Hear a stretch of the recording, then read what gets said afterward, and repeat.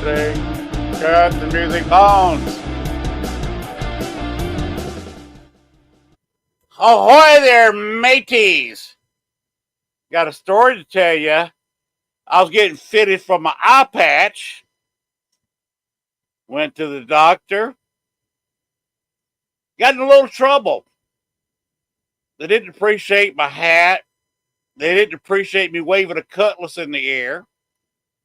They didn't think too much at all about me walking in with 3 single-shot pistols in my belt or the cannon fuse burning in my beard. To say nothing of the parrot sitting on my shoulder that ended up shitting on the floor. But I finally did get my eye patch put in. So I waved my cutlass in the air and came back home. The reason I got an eye patch, I had cataract surgery today. So I've got, that replaced. But can't use my right eye. And my left eye is not focusing. So I've already said I can't read any bios tonight. I can barely read what I'm punching in. If I hadn't done this show for so long and knew what buttons to push by just looking at the blur on the screen, I'd be in serious trouble tonight. But as long as I'm not reading anything, of course, I don't read any material. I don't pre-write this stuff. I just do it. Anyway, we got a great show tonight. My favorite group on the planet, somebody I look forward to working with later on.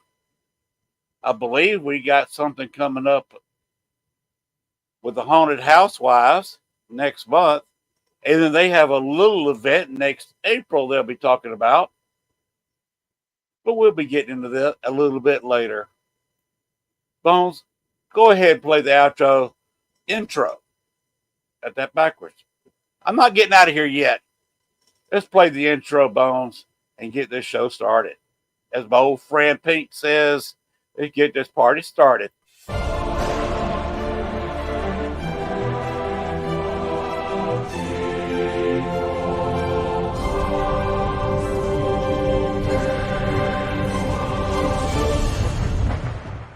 Warning, the following video contains strong language which may be offensive to some viewers and or inappropriate for children. The content within this video is intended for mature audiences only. Southern Fried Paranormal with Len Dorman featuring Bones. Catch us on Spotify, iHeart, iTunes, Spreaker, Facebook, Stream, and everywhere else you catch your podcasts. And of course, WLFE-DB.com. Now, from the backwoods of southeast Arkansas, right beside the Bayou Bartholomew, the longest bayou on the planet, broadcasting from downtown metropolitan Cane Creek Township, here is your host, Len Dorman. I'll bring our guest out right now, Jacob and Stephen from Louisiana Spirits. Good evening, gentlemen. Hey, how you doing? Hey, good evening. Well, so. Yeah, sorry about the eye patch thing there. Well, it happens. I had my left eye done several months ago, back in the early spring. I almost completely lost vision in that eye. Told the eye doctor it was time. When the right eye started getting a little bit cloudy, so I told him about it. He said, let's do it. So we went ahead and nailed it out today.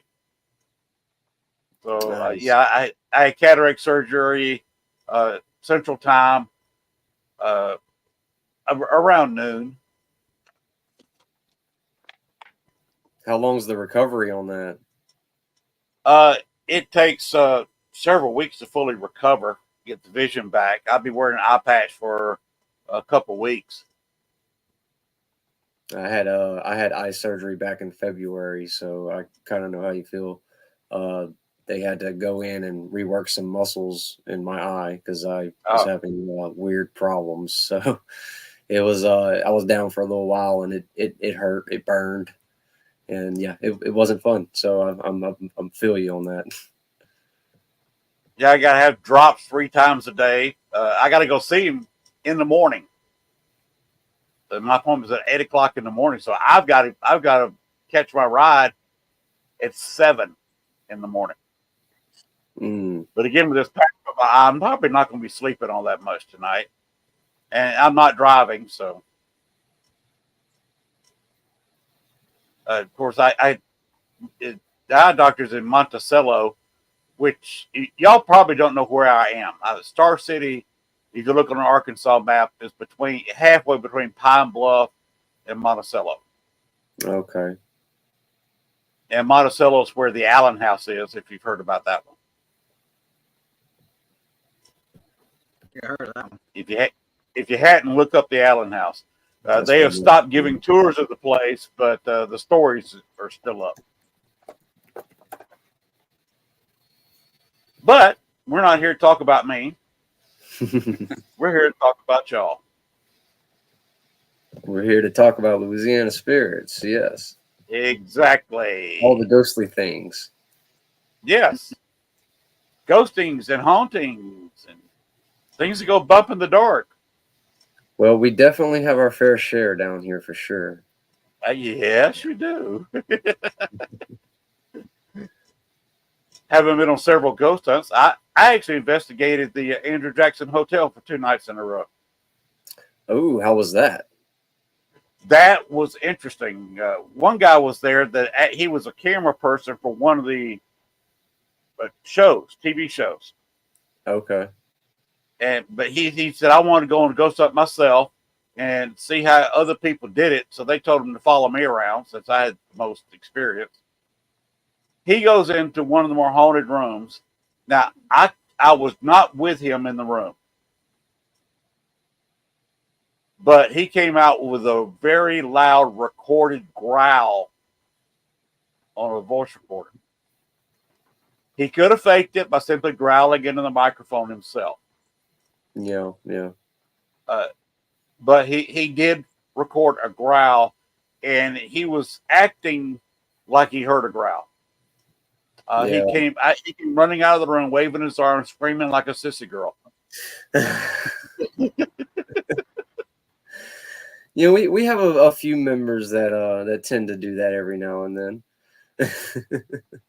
They'll run out, or well, I wouldn't say run out, but they'll get a little freaked out. We have a device that we call Boo Bell, and there's a couple of our members that just anytime they round the corner and see her, they kind of freak out.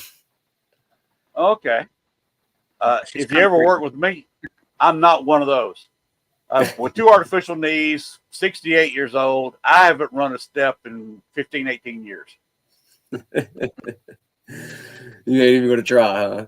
I'm not even going to try it. You know what? If the ghost comes on, I just turn around and say, okay, bring it.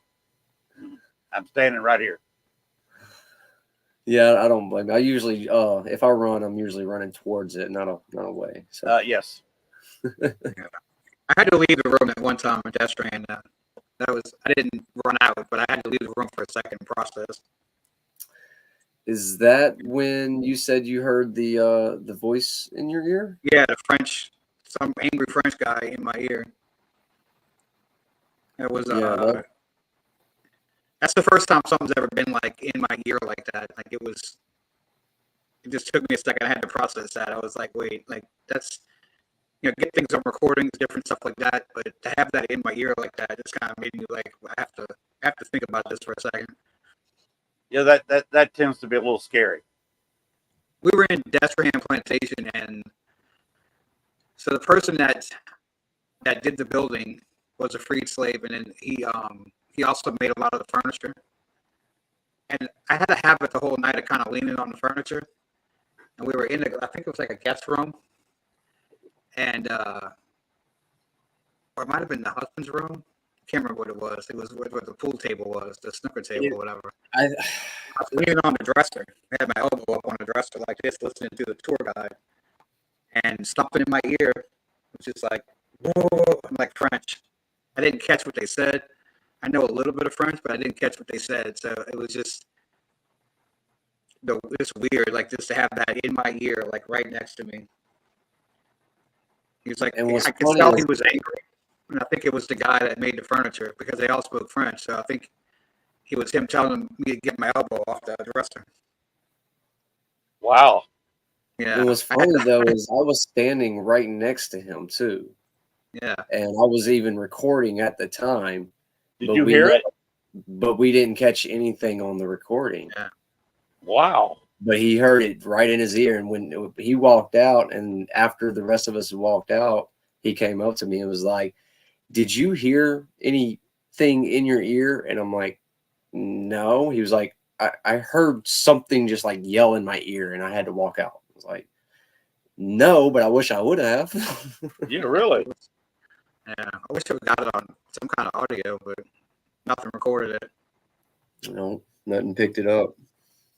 There was a public tour down there of some slave quarters behind the voodoo shop. Y'all may know what I'm talking about. I forget what name of the street that it was on. They're not doing that tour anymore. But I got in there by myself once for about 4 hours. Then I did it on a public tour. And I have my Echovox on. Do y'all ever use Echovox? We have like the spirit boxes. Is that what you're talking about? It's similar to that. It's except it's basically an app with instead of using radio sounds, it's got syllable sounds. Okay, yeah, I know what you're talking about. Yeah, I had that on, and the girl I had actually did, she was investigating Andrew Jackson with me. And this was during the Andrew Jackson investigation. We went down and just as a extra thing to behind this slave quarters behind the voodoo shop, and she goes upstairs with about maybe a quarter of the crowd, and leaves about 15, 18 people in the room with me. I made contact, and we're sitting there having a conversation. It was an intelligent conversation. As in naming names of people that I didn't even know their names. That was in the room with me. And she walks in with her people that she took upstairs and calls the spirit by name and says, "This is the first time I've really heard your voice in years. How come you don't talk to me anymore?" And the voice came back, "You talk too much."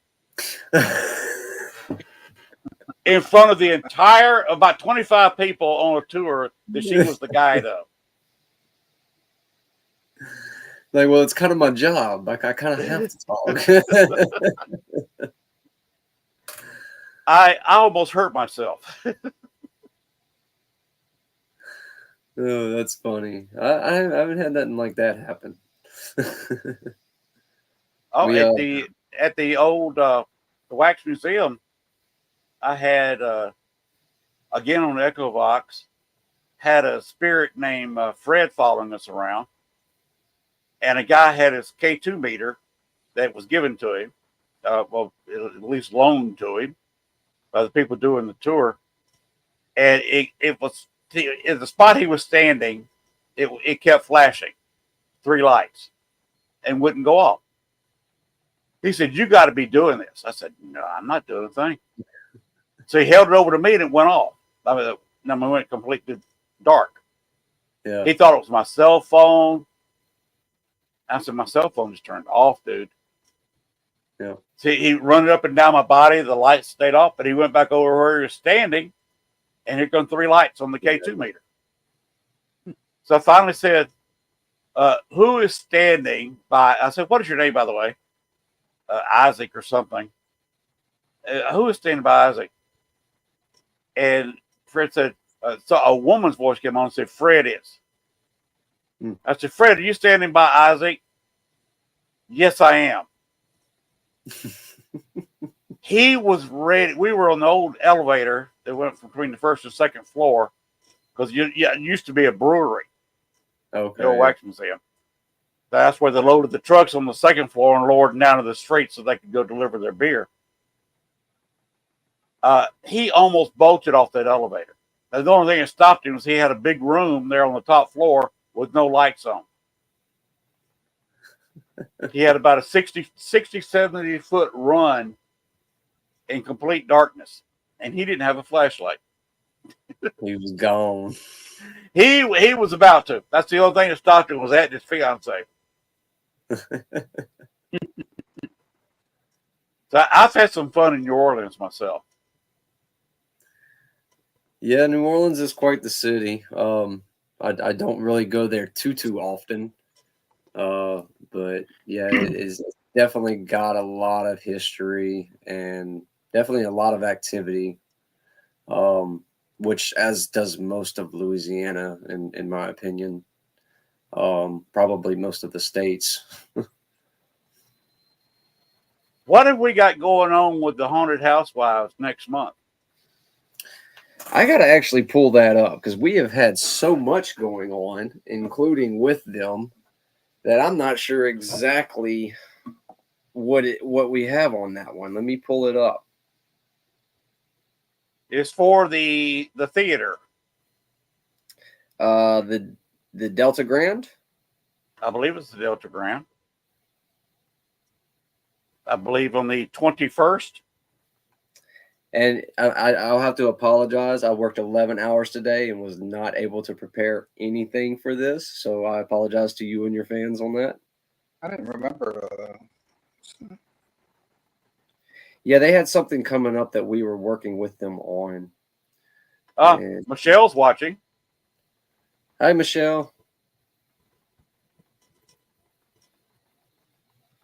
21st September Theater. Yeah, I'm trying to get it pulled up.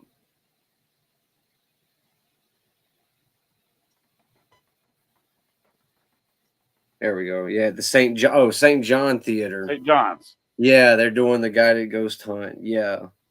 September 21st, West 4th Street in Reserve, Louisiana. And yeah, you're going to have Misty, who's actually with Louisiana Spirits. She also has her own podcast that she does.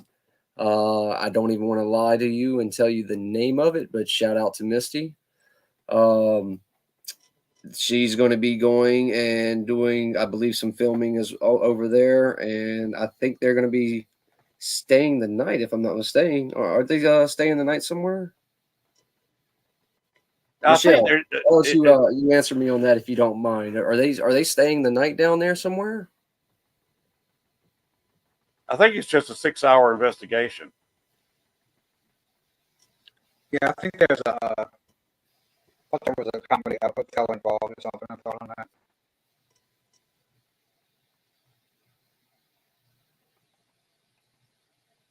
Yeah, we've been having so many. Not sure if they're staying. Yeah, they may not be then.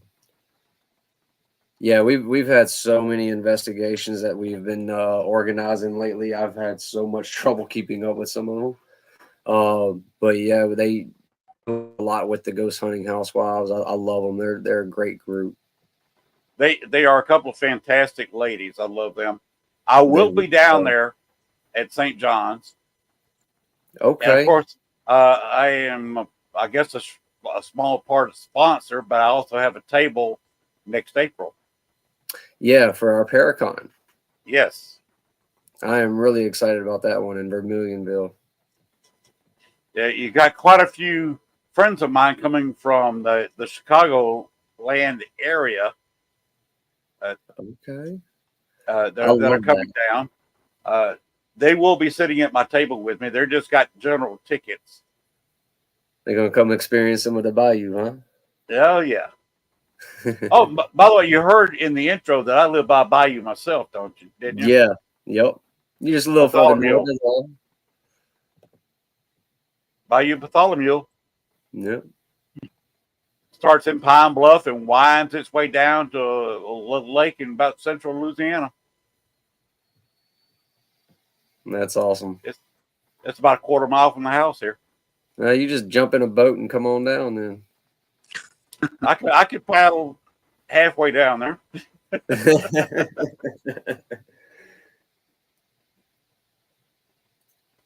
But so I'm looking forward. Are y'all going to be at the St. John's investigation, or have I got to wait till April to meet up with y'all? I'm not sure, 100% sure if I'm going on that one or not. I try to go to as many of them as I can. I do a lot of the filming for our YouTube channel.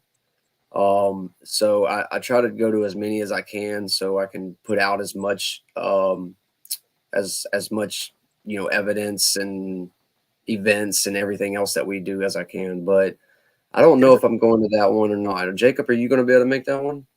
This is the one that's in October, right? 21st of October? Is that September? What was it? September 21st. 21st. I was about to say first. Oh, yeah, October. That's the. Why am I thinking October?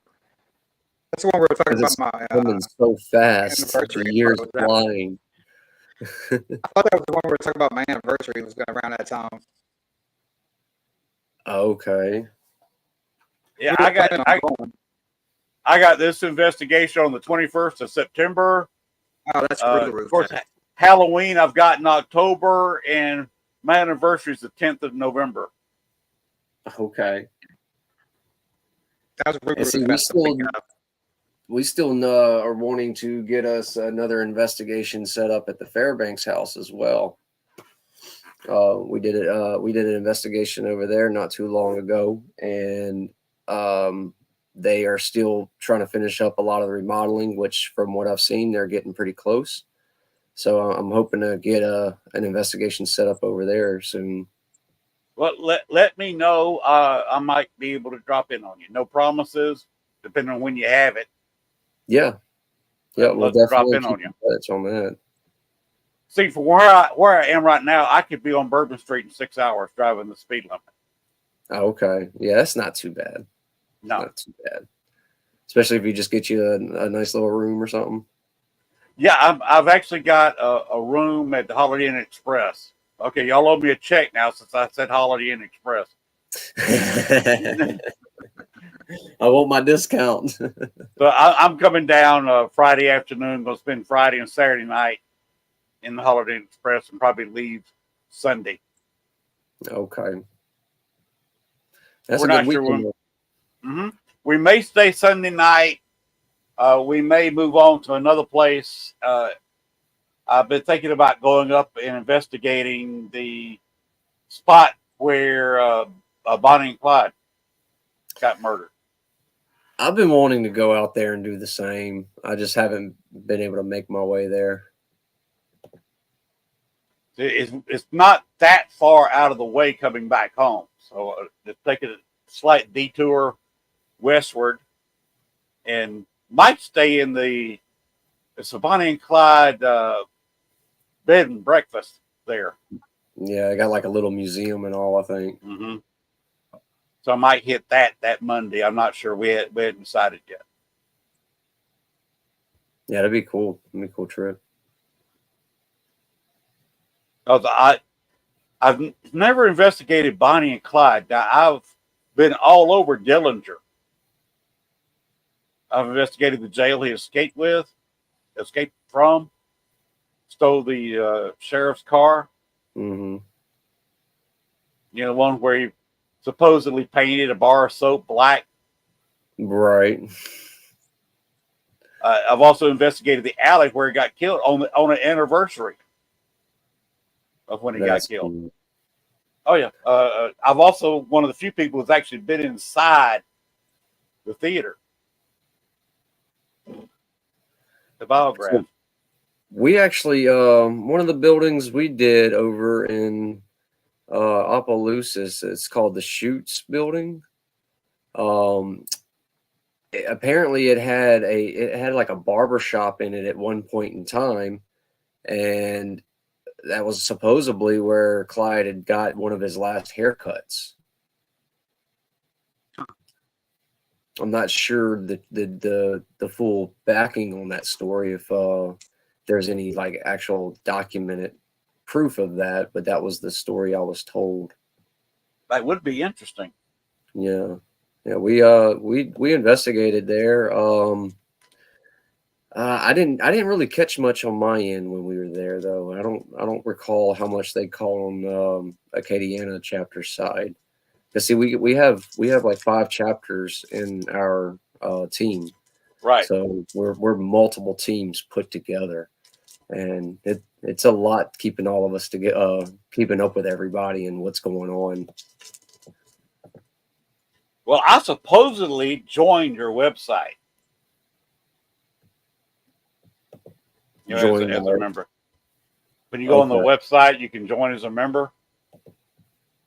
On our Louisiana Spirits website? Uh-huh.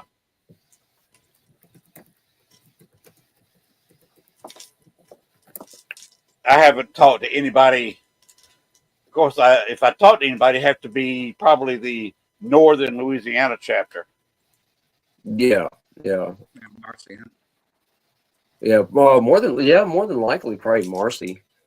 I know our founder Brad. He does run the website still. Like, he does a lot of the updates for us still, which we're thankful for.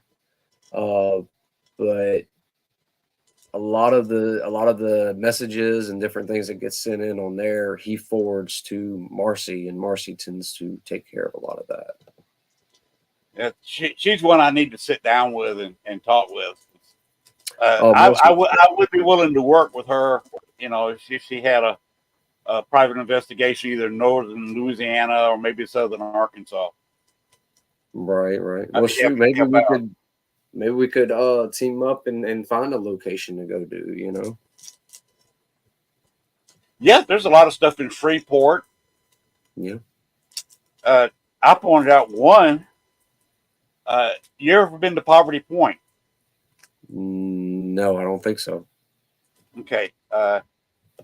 It's For the mountain, you know, it's an old plantation that could have been. It's got a lot of mounds, and they've got a lot of foundations of something. Common belief is that it's residences, but they're trying to figure out why a nomadic Native American tribe would suddenly build a city. Right. That's the biggest site of mountains or something. The what now? I think it's the biggest site of mounds in the country or something, or the oldest. It's the oldest. Yeah. One of the oldest. The theory of one of the theories is, this is a wild theory with some proof, that it was part of Atlantis. See, you up in there's an island in Lake Superior that's got some very ancient, and I mean extremely ancient, mines in it. So why were Native Americans mining copper when they were basically in the Stone Age when Europeans got here? And there's a lot of tonnage. We're talking almost triple digits of copper that have been mined out of these mines. And the thought is that the Minoans, who taught the Egyptians how to sail against the current of the Nile, figured out the same way to sail against the flow of the Mississippi, went up there, got copper. Of course, they didn't have to have sails back down the Mississippi. They could just flow with the current. Right. Floated barges full of ore, and instead of houses, that very arched, curved constructions were not houses, but kins, where they purified the copper. One thing backing that up is there was a shipwreck off Lebanon, close, right there on top of Israel. Yeah. They found a wreck from the Minoan era. They ran into some copper and tin ingots. The tin was traced to Great Britain. Okay. The copper, at 99.99% pure copper, was traced back to Lake Superior Mine. Oh, wow. And what the hell was it doing on a ship in the western, not western, but eastern Mediterranean 2,000 years before Christ? Yeah, that's interesting. Yeah, that raises a lot of questions on that for sure. Yes, it does. But I was there, and they, on one of the smaller mounds, the owners of the plantation buried some of the owners of the plantation, Mm-hmm. but only 2 headstones. There's 5, 6, maybe 7 people buried there, including the lady's husband in an unmarked grave. So I was trying to contact her, and it's hard to contact a spirit. Y'all know this. Mm-hmm. For the first time, when nobody's ever contacted a spirit before, you got to talk real nice. And that's if they're there, That's if they're there. You know? Usually, if you talk real nice, you can find them. And I managed to get her talking a little bit. But I was sitting there listening to the voices, and all of a sudden, I come up with a man's voice. "You're standing on my grave." Ooh. Because I was standing next to hers in the logical place where he would be buried. So naturally, I'm about jumped out of my skin on that one. Yeah, made your skin crawl a bit. Yes, it did. So I moved myself rather quickly. But that's a place right there in northern Louisiana. Okay, yeah. It's to the east of Monroe.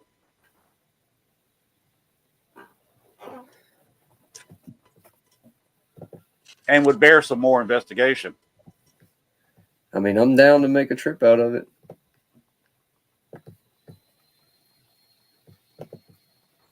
Oh, we got several people watching the show. It's all my employees. It's always good, though. Yeah. It's a bunch of my employees that work with me.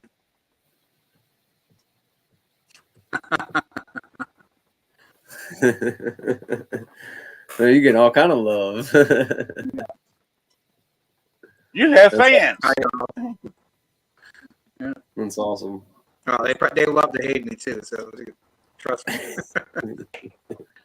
Just wait till it worked tomorrow, huh? Yeah. But, have either one of y'all investigated that theater that we're going to next month? No, we have not. I think this is actually our first time getting in there, if I'm not mistaken. I'm looking forward to it. Should be interesting. Now, we've investigated the Grand Theater, and that one, we had quite a few things that have happened there, from some crazy Estes sessions to different equipment going off to even catching shadow figures moving through. For the people who don't know, could you go ahead and explain the Estes method? Jacob, do you want to explain it? Sure. It's when we use a spirit box, and then, so one person, we try to isolate if we can in a room or something, and we put on headsets that block out sound from somebody talking in the other room, and then so just they listen to the spirit box on the headset, and usually it's in another room. I guess sometimes some people do use blindfolds and things like that, but usually we do it where somebody's in another room. And then somebody outside that room asks questions. And the idea is that, so they're asking a question, you can't hear the question, and the spirit box is answering if it does answer. And sometimes those things, you will get responses. We've gotten responses where it's kind of hard to say that it wasn't an intelligent response to a question being asked. And it was, there was a time when me and Steven, we were at a trailer, and we were getting no activity the whole night. And then we were doing the Estes mess, and Steven was in the closet, and I was at the other end of the room. And when, I asked if the spirit was going to communicate with us at all tonight, and he immediately responded, "I am not." Like he was basically saying, "No, I'm not doing it." Like it was an immediate response. That was crazy. And that was pretty much all we got too. Yeah, that was like the best thing of the whole night. Well, if you got responses all night long, you got to doubt your own findings. Yeah, That's true. yeah, I mean, we are debunkers first. I mean, that's our thing. We kind of, we debunk first. If we catch something, that's great. But our first priority is, trying to debunk things and make sure. Like that same house, we did have a knock on the wall, and so we went outside to see what was on the other side of that trailer wall. I don't think the AC might have been near there, but so we do those kind of things. Like we don't just say everything's, oh, this is paranormal. Everything's paranormal. We try to find out, try to figure out, could this be something else first? That's one thing our team definitely strives on. We're big on the debunking factor. I do something. I was by myself in a building, and I heard footsteps on 2 separate occasions, but I knew a police officer was out front, just keeping an eye on me, make sure it didn't get any trouble. Right. I was in a flaky neighborhood, in a flaky place where a vagrant was known to hang out. Although I searched the place, no vagrancy, and plus I locked all the doors so he couldn't get in there. But I thought the cop had come in, and immediately started shouting for the police officer.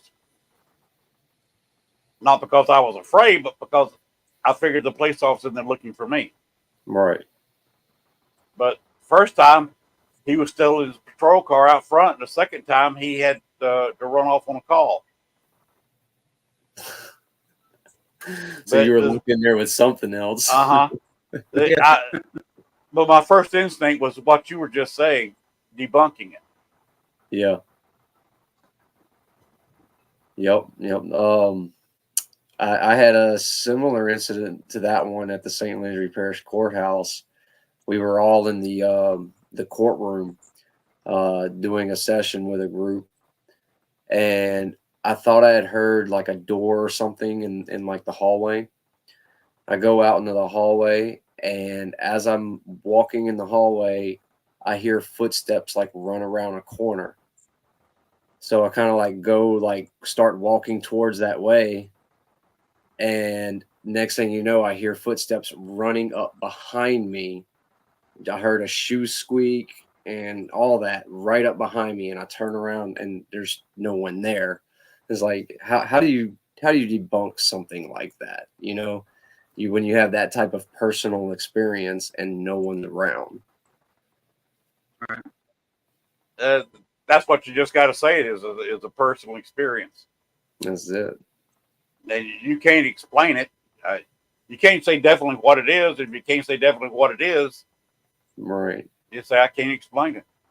But you see, I was able to catch the sound of the running and the squeaking on my video camera on my recorder. So, yeah, you got that. That was cool. I got the sound there, but it doesn't show what did anything or where the sound came from. So. Again, anyone could say, "Oh, he did that himself" or something, and I get that, but it's still a cool experience that I can't explain. Anybody that's in this business trying to say that every experience they have is real, and to convince everybody, this is proof, you're in the wrong business doing the wrong thing. Yes, because you're not going to convince people that this is real if they don't want to be convinced it's real. True. And if they've never had a personal experience like you're describing, they will never believe no matter what we say. That's right. That's right. You just got to show them what you get and let them make the decision for themselves. That's it. That's what I do. I throw up a photo, throw up a video, and let them make up their own minds. I'm not going to argue with people about it. Yep. That's how we handle our stuff as well. And that's why I wanted to get to know y'all, because we're kind of like a few peas in the same pot here. Right. Yeah, we running down the same waters, huh? Yes, paddling down the same bayou. That's it. Oh, did y'all see the second poster I put up today? I think that's the one I shared, actually. Is that the one with Jacob's headshot? Yes. Yeah, I did see that one. There's watch the show for some good old Cajun gumbo. The gumbo. Yeah, the gumbo. Yeah, it's like while we were chilling backstage, you were mentioning about going to get some gumbo. I was like, "Ooh, gumbo sounds good, but it's too hot right now." It is a bit warm for gumbo. Yeah. Yep. But the wife and I both love a good seafood gumbo. See, I like a good seafood gumbo, but I really prefer my chicken and sausage gumbo for some reason. I haven't had seafood gumbo in so long. I've always got chicken and sausage everywhere now. I don't see seafood gumbo that often anymore. I'm not a big oyster person, and a lot of people that do the seafood gumbos put oysters in them, and for me, it throws a lot of the taste off, and the fact of an oyster, I'm not good about. I love them. I will sit back and eat a dozen raw oysters. In fact, when I go to my favorite New Orleans restaurant, I think it's a shrimp place. It's right there just off Jackson Square. Nope, don't ask me. Nope. They sell shrimp by the pound. Okay. Boiled shrimp by the pound. And I go in there and we'll order up a pound of shrimp for the wife and I'll get me a dozen raw oysters before. It's an appetizer for the shrimp. I love shrimp. I'll give you that one. My wife does the oysters. So her and I'd get along, and you and my wife would get along, because she won't touch one. Yep, that sounds about right. Let's do it. There's not much seafood I won't eat. I do oysters, I do shrimp, I do all of it. I mean, you're a cook though. You're a chef and all. You got to eat. Yeah. Jacob, on your raw oysters, how do you prepare them for yourself? I usually put hot sauce, Tabasco, or something on them, and I put them on a cracker. Oh, Tabasco on a cracker. Okay. I put the oyster on the cracker with Tabasco or something, some kind of hot sauce. Uh-oh. We got another oyster fan here. Yep, that's my wife.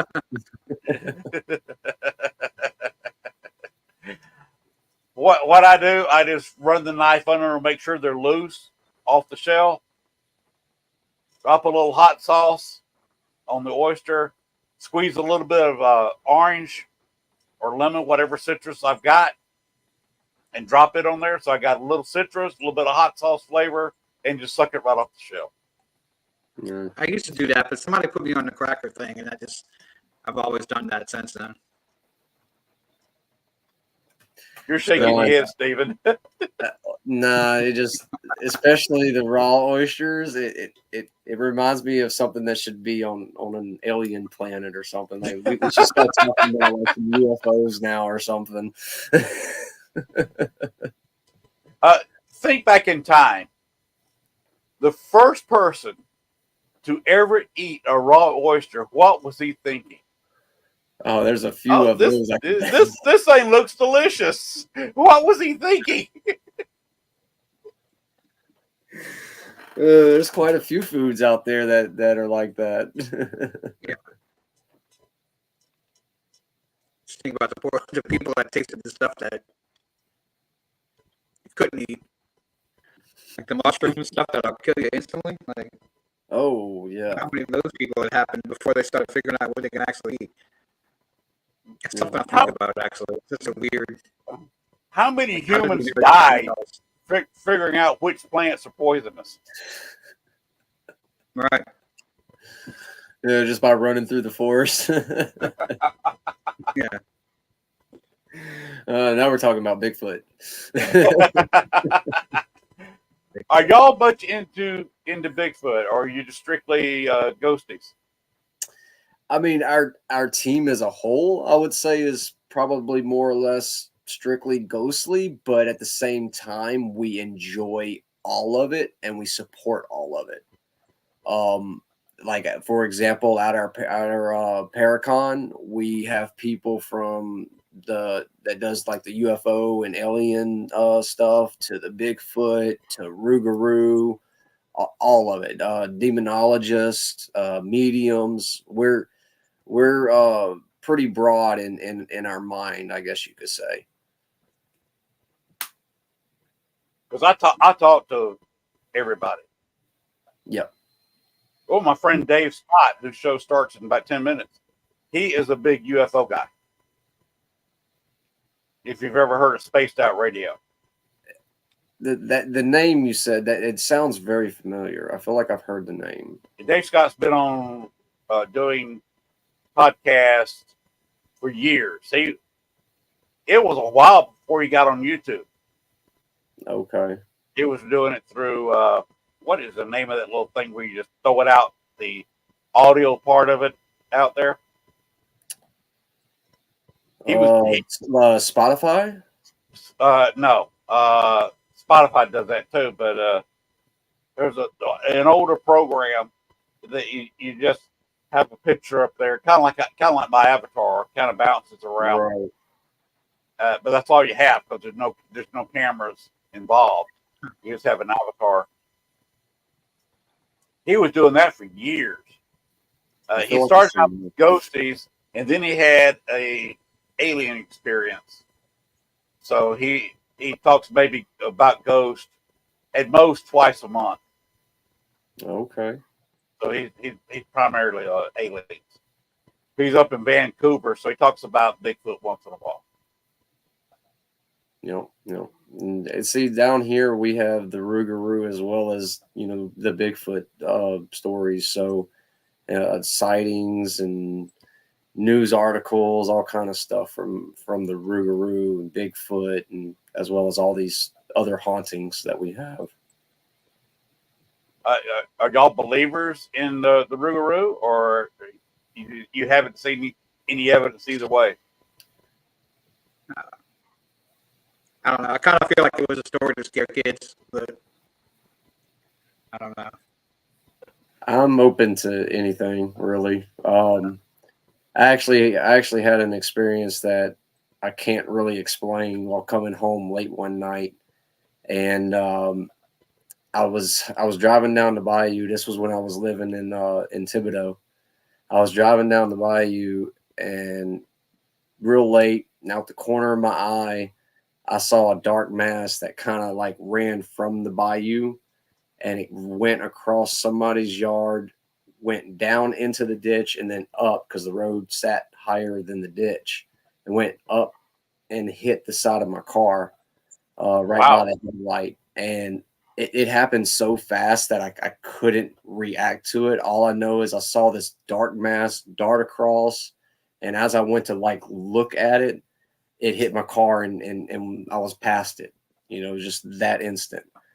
My girlfriend at the time thought that I had actually possibly hit somebody, and of course that kind of made me freak out. So I pulled over and turned right around, went straight back down.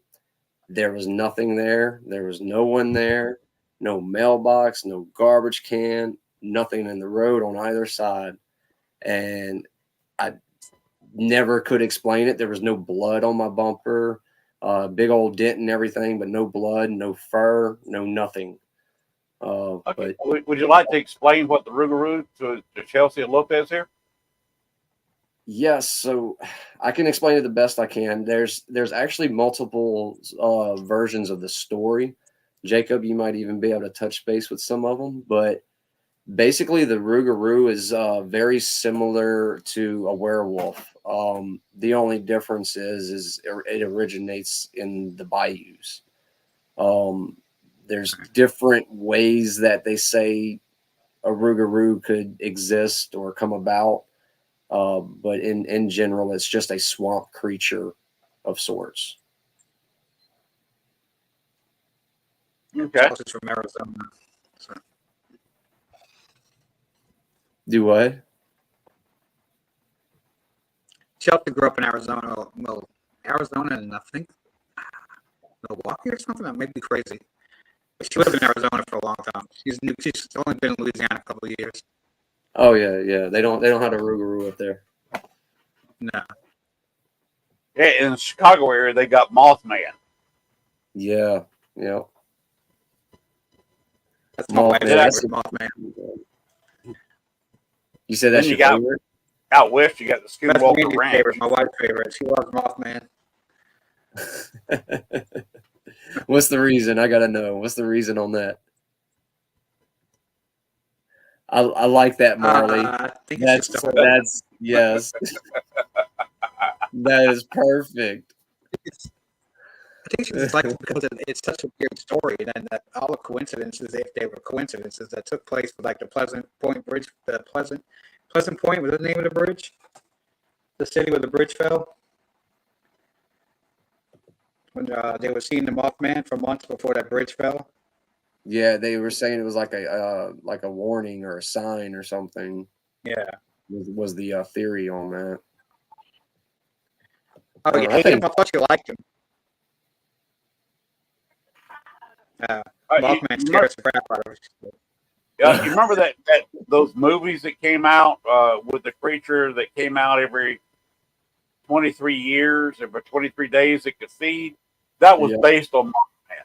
Yeah. The writer of that character, the developer of that character, the creators of the movie, based it on Mothman. Yep. This is a good movie series there. Yeah, my main thing is paranormal. I guess if I had to say, I believe in aliens. I don't know if that the sightings I feel iffy about. I think some of those sightings are just our government doing things, our military. But my main, I guess, thing that I believe in, I guess, is paranormal, ghosts, those type of things, spirits. I'm not a huge Bigfoot guy. I believe there's probably some kind of ape out there that we just haven't found, but that's very plausible to me. I don't know if he's 11 feet tall or whatever, 7 feet tall. But and see, that's the thing about our group is we have numerous people like myself and Jacob here. We both love this and are interested in this and do this stuff all the time. But we always stay very, very non-biased to what we walk into and what we go into, regardless if we believe or don't believe or any of that. And we have so many people on our team that bring so much to the table that for some reason we just make it work. We just make it work regardless of that belief or not. And we go out and do that job to find out. Are y'all going to be in the investigation next April? Oh, you're throwing another date at me. Yeah, the Paracon? At the Paragon. Oh, yeah, Paracon? Yeah. Jesus. Where you got an investigation on Saturday night. Yeah. Yep. So Yeah, y'all the last Paracon, but I'm going there. I am really looking forward to that one. Yeah, I've actually, I guess in a way, that's where I got my start with Louisiana Spirits, was at Vermilionville a couple of years ago now. Me and my wife, just out of the blue, I surprised her for an anniversary gift to go on a ghost hunt, because we had always wanted to go on an actual professional styled ghost hunt. And I reached out to Marcy, and we went to Vermilionville and had a lot of crazy experiences happen over there, and we were hooked. We've been with it ever since. Yeah, so I'm definitely looking forward to that. Yeah, it's a good place. Okay, what's your stories here? You want to answer yours first on that one? Me?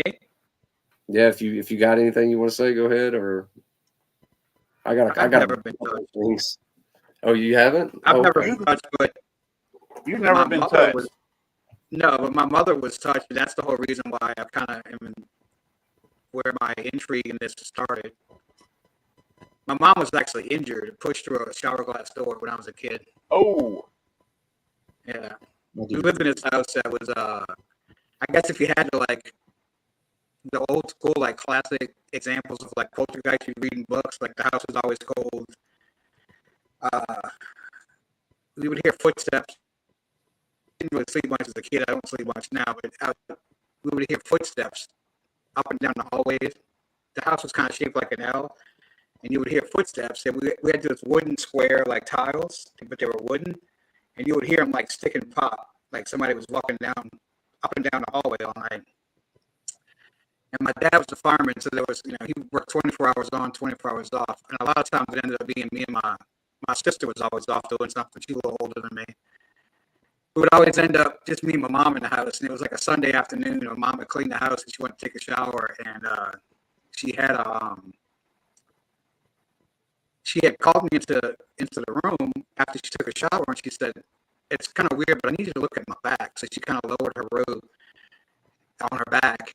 And she said, "My back's like burning." So when she lowered her robe, there was a handprint in the middle of her back between her shoulder blades. The fingers were probably that much longer than mine. And it was a big raised welt of a hand, like somebody slapped her in the middle of her back. But all she felt was a little touch when she was in the shower. And then about a week or two later, I was like 10 or 11 years old when this happened. About a week or two later, the same scenario, me and her home alone. She goes to take a shower. She cleaned the house. She would clean the house like on a Sunday and go take a shower after. She went to take the shower again, and she went in the bathroom and closed the door, and I was in my room, was next to theirs. And a few seconds later, I hear this loud crash, and I hear her screaming for me. So I go to open I get chills when I talk about the story. I go to open I'm trying to open the bathroom door. It's just a small bathroom in the bedroom with just a shower and a toilet and a sink. And she's telling me, wait. She was able to reach up and like pull a towel down over, and she's unlocked the door. She was able to reach the door lock from the floor. When I opened the door, she was laying on the floor through the shower glass door. She had a piece of glass probably 3 or 4 feet long, hanging by the caulk from the shower door, and the tip of it was in her neck.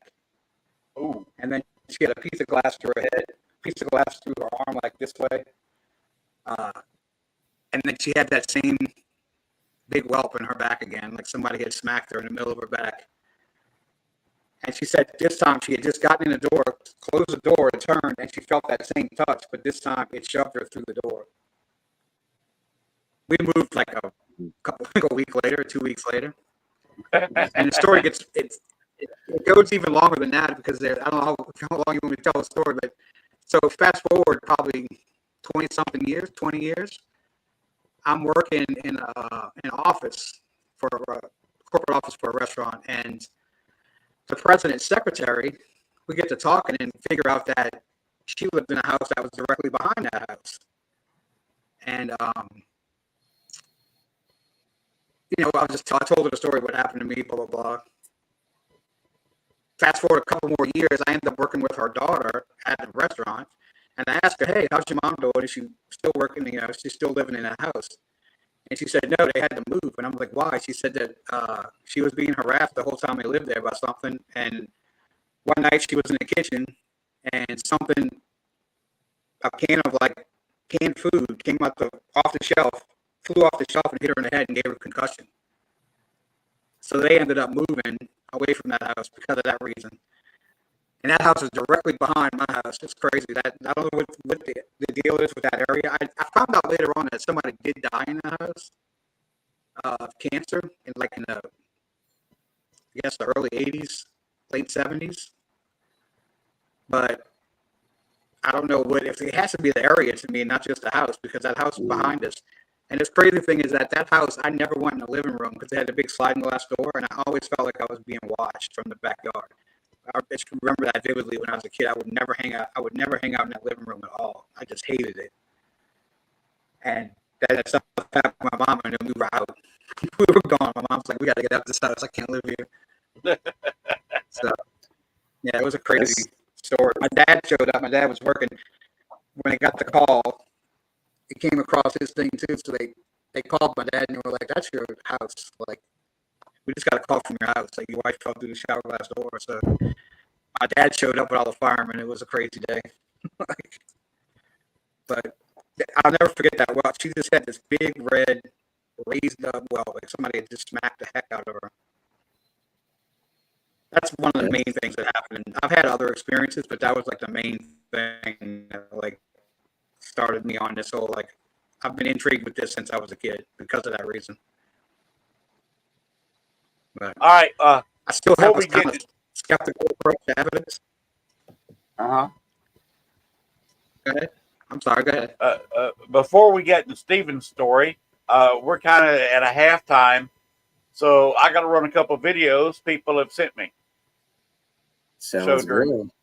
a little bit of a commercial break.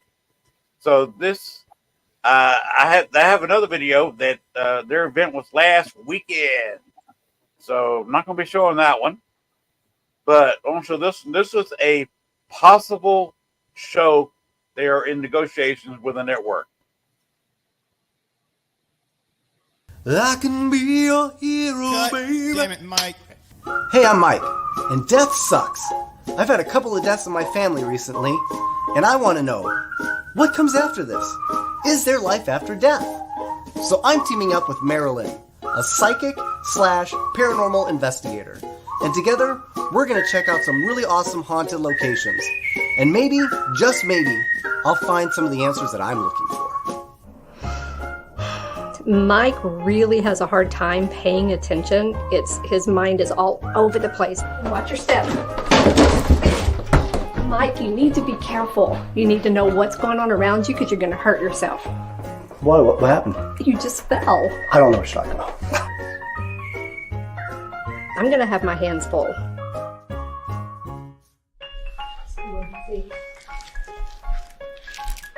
Hey, what are you doing? What? Didn't we talk about that last night? Yeah, I'm not as big on friends as you are. I told you I'm more of an office guy. You're not supposed to be eating on investigations. Do that either before we Okay, well, hold on now. That was really more of a nibble. Is he seriously eating right now? How did you expect me not to eat? Do you know how hungry you get doing these investigations? Sometimes you just gotta snack. A man has to snack. Mike. Could you not eat during the party?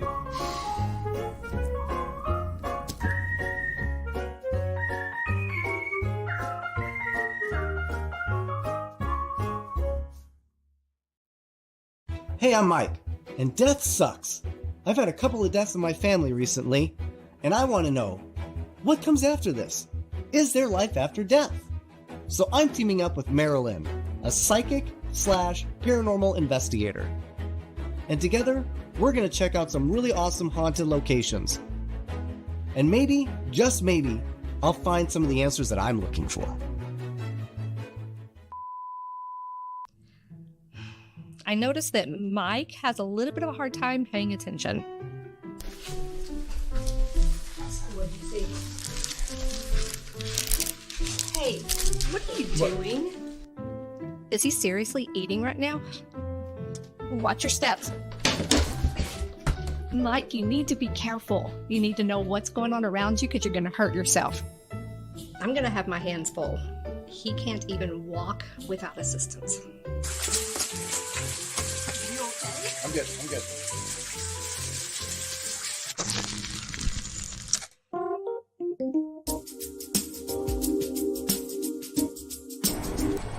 Every year, paranormal investigators go hungry.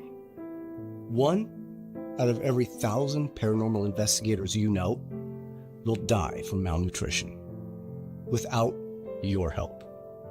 So please, donate today. Call the number listed below. Every penny matters. Every dime could save a life. More specifically, mine. So thank you from the bottom of my stomach.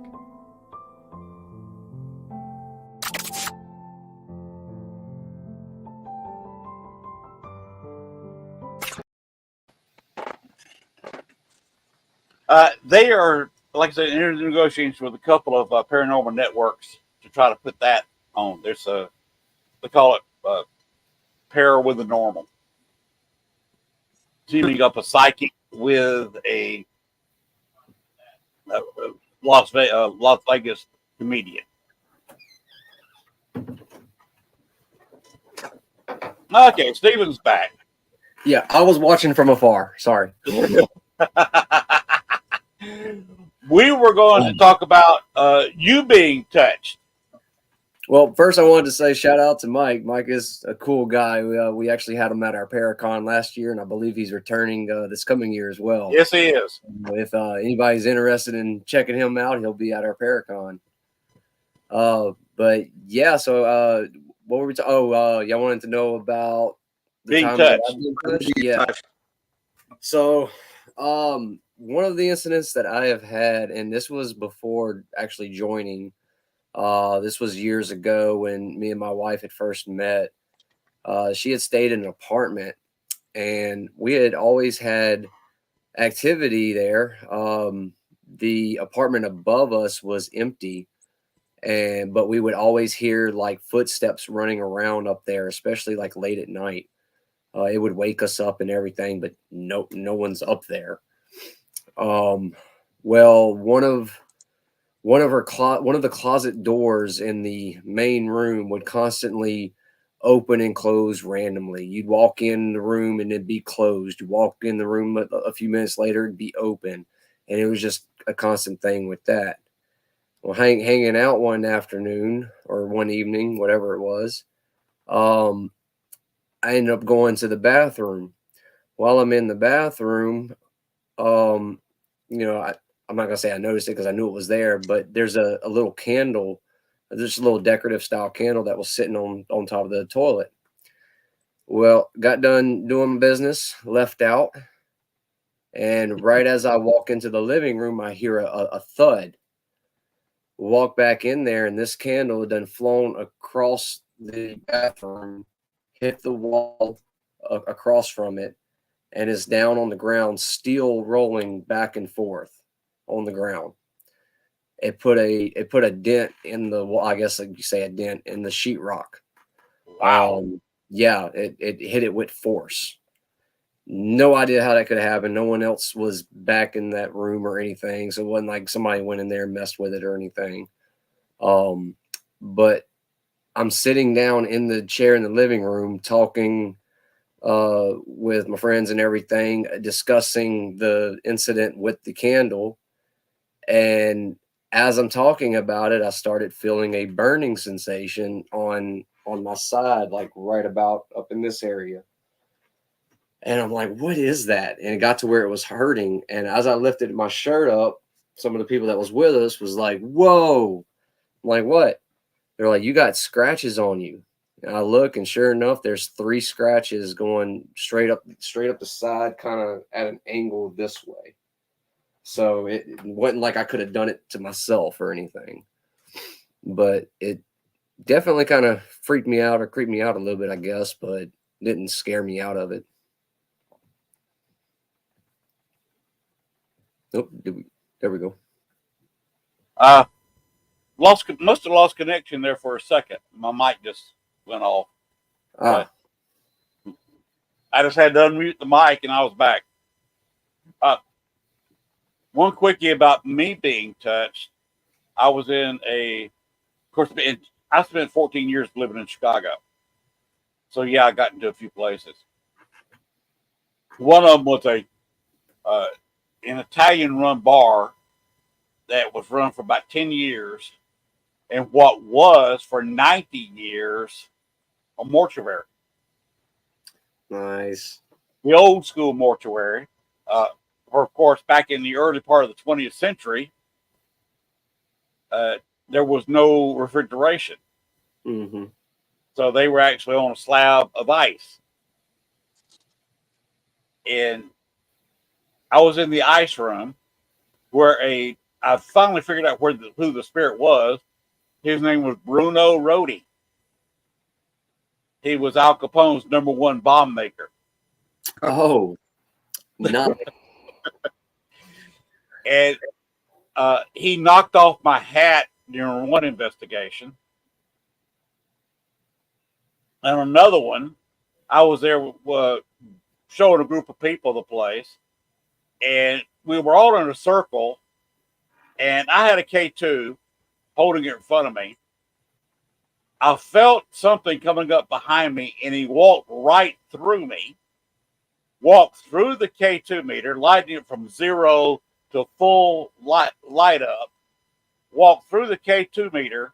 I guess he didn't feel like walking through the guy across from me. So this guy was about 6'1", and completely shoved him backwards. Oh. And the guy, I got that on video because I was showing the K2 meter, but I could see from about his mid-thigh down, and you could see where his feet left the floor from being shoved backwards. He didn't realize how hard he was shoved until he saw the video. That's crazy. We finally got him out of there, used a couple of psychics, and he was holding 20 some odd spirits in the bar, so he wouldn't be alone. Damn. The bar closed. The owner moved to another location with another name bar. Just completely shut down that place. They were talking about putting a bank in there, so I said, "Okay, we got to get these spirits out of here." So we cleared him out, and the rest of them got released. Yeah, I haven't had a spirit like straight up like shove me or anything like that. That would be kind of interesting, I think. Maybe not so much like on Jacob's mother's side, but you know, like shoved a little bit. All right, I can take that, but I don't know about the glass. Yeah, I don't know about being shoved through a shower glass door. Yeah. Of course, what's funny is he didn't shove me. He walked through me. I could just feel him. Right, but then he shoved the other guy. Yeah, but shoved the other guy. I didn't know what that was about. See, I did have one experience at the St. Landry Parish Courthouse, up where the cells used to be. Went walking up back there to collect the rest of our equipment from the night of wrapping up, and just walking up in there, you could tell that the entity that we was communicating with earlier that night was still there, and he was at his point to where he didn't want us there anymore. He was tired of dealing with us and seeing us. And when I walked back there, it was just like a brick wall almost. It was just I couldn't bring myself to walk any further. And it was just so much pressure against my chest and hard to breathe, got real clammy, you know, things like that. And another investigator came back up there with me, and it did the same thing to him and me. And it was a lot of pressure for a good maybe 5 or 10 minutes before it finally backed off. Wow. Yeah, before we finally could get our equipment and get out of there. It was interesting. Here's a question that y'all have to help me out with, because I have absolutely no experience with the vampires in New Orleans. I have nothing to say about this matter. I don't know anything. Well, I would love to go check out the Vampire Cafe because I've never actually been there. I think that'd be a cool place to check out. I love the idea of vampires. I mean, vampires are cool in my book, you know. I mean, I don't believe they sparkle or anything, but you know, they're I don't know. I mean, some forms of it look at them as these crazed monsters, while some forms look at it as, you know, these sophisticated beings. So I guess it's what kind of vampire do you want to run into, you know? Yeah, there are vampires in New Orleans. Not the vampires like on, you know, the books and movies. But there are vampires. I knew a couple of them. They partake in blood, but it's not like they do in the movies. Yeah, and in the books. So, and they hang out at the blacksmith shop like they say they do. Yep. Have y'all ever done any investigating in Lafitte's blacksmith shop? I mean, I've drank there. Never. I've done some alcohol investigating there, but I've never You, do you drink the hurricanes or do you drink the purple drink? I don't drink either. The last time I had a hurricane, it gave me so much reflux. I said I'll never have one again. I can't drink it. See, I don't drink much. I'll have a couple of beers, and that's about it for me. Some people love the hurricanes in Lafitte's blacksmith shop. I personally do not. Pat O'Brien's has a much better hurricane to me, and here is the wife and I enjoying a hurricane. And nice. And this was taken with a full spectrum camera. Okay, that's why you got that glow. Yeah. That's Pat O'Brien's. Out in the courtyard. Yeah.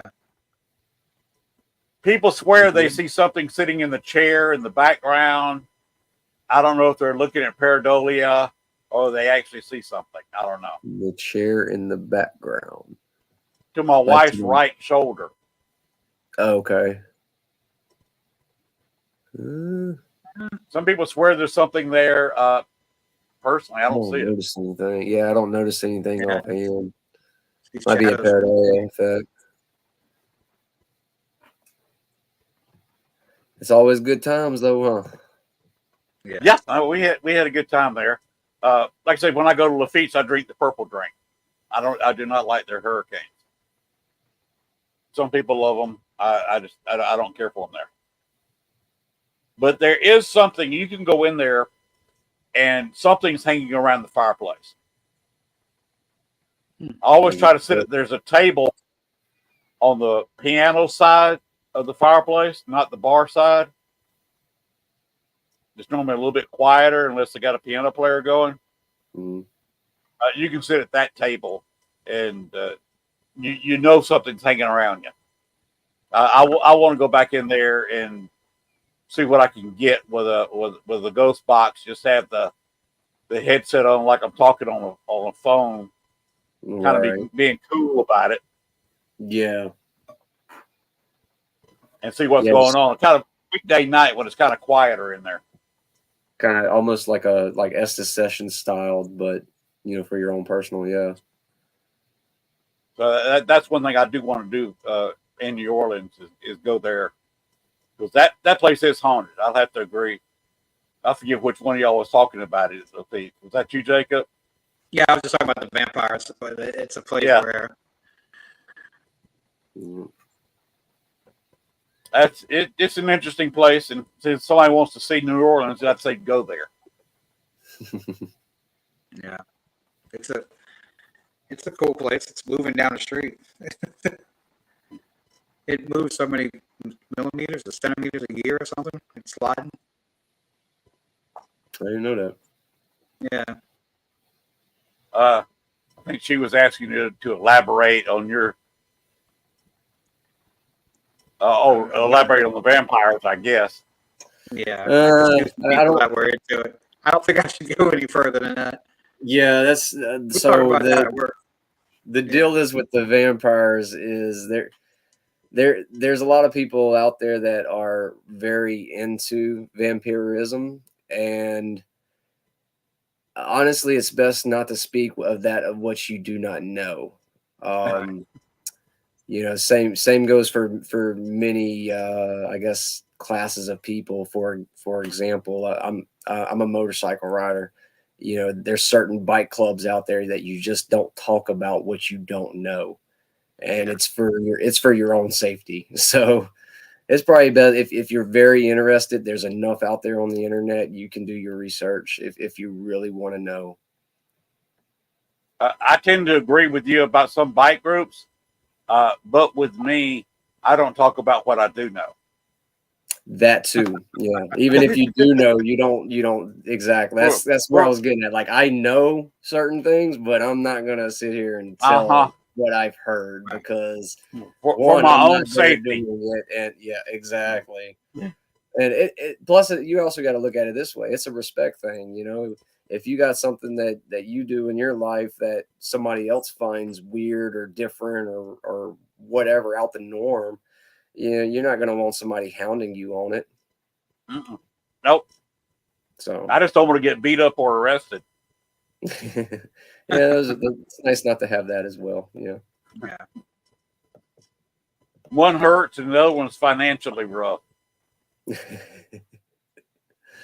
That's true. Plus, most people don't know this unless they start checking it out. Obviously, at 68, I'm retired and on Social Security. If you get put in jail for more than 30 days, they will stop your Social Security payment. Yep, they rip it from you.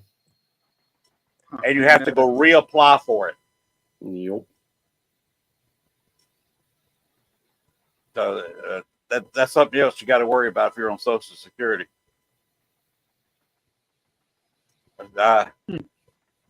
Okay, where do we want to go from here?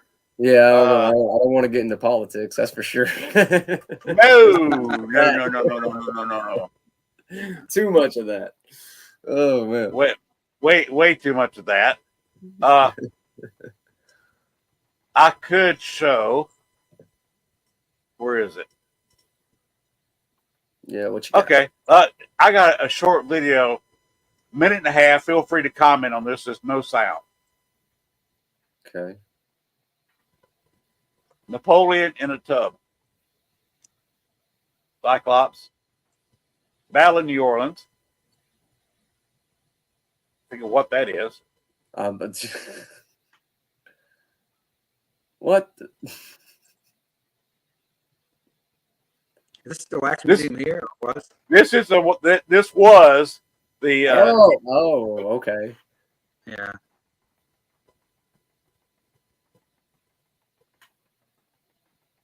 It's showing the whole museum was showing the history of New Orleans in wax. Yeah. Okay. Oh, that's cool.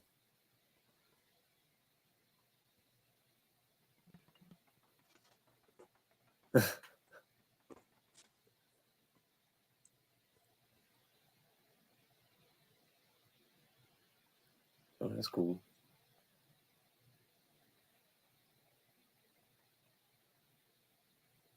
Wow.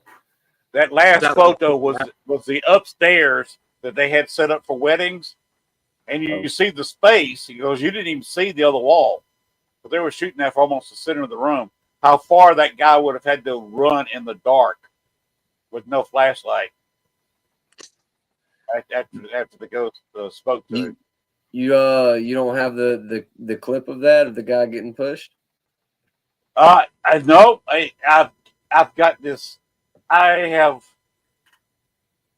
a boomer. I'm 68. Well, you good? And doing videos is not my favorite thing in the world. And I tend to put it all off. I've got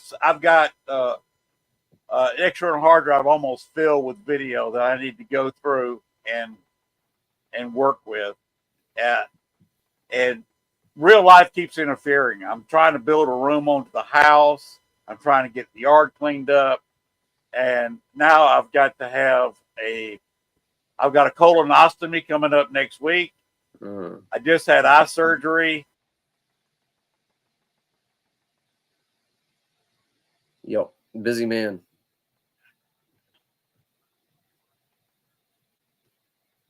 Did we lose you?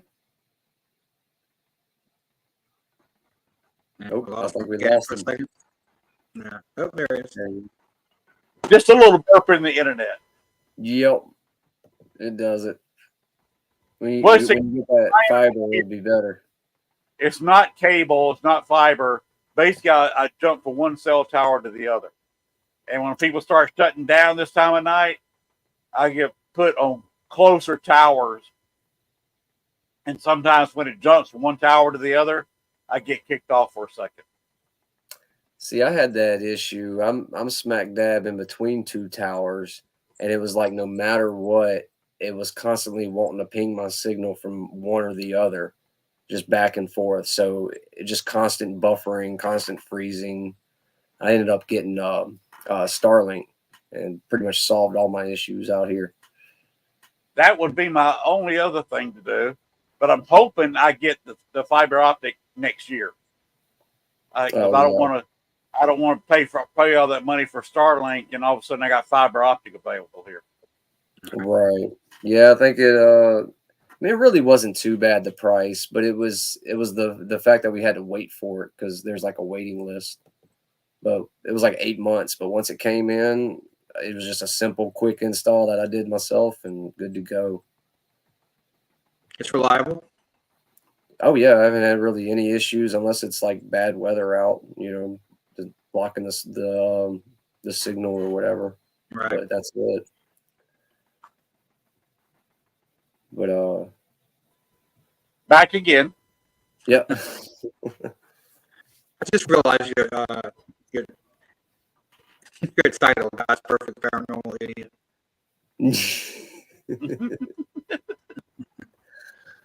Hey, I've had some weird stuff paranormally happen during shows. One night I was here, and I had a Native American flute came up so loud the guest heard it. Oh wow. Then another one, I had something knocking. I was in my studio. I'm in my den right now, but the studio had a window toward the back of the house. Mm-hmm. 2 different times that night, there was somebody tapping at the window.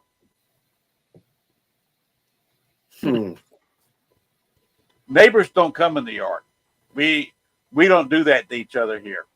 Right. Mainly because everybody owns guns. Yep, same. Yo. We only have one neighbor, so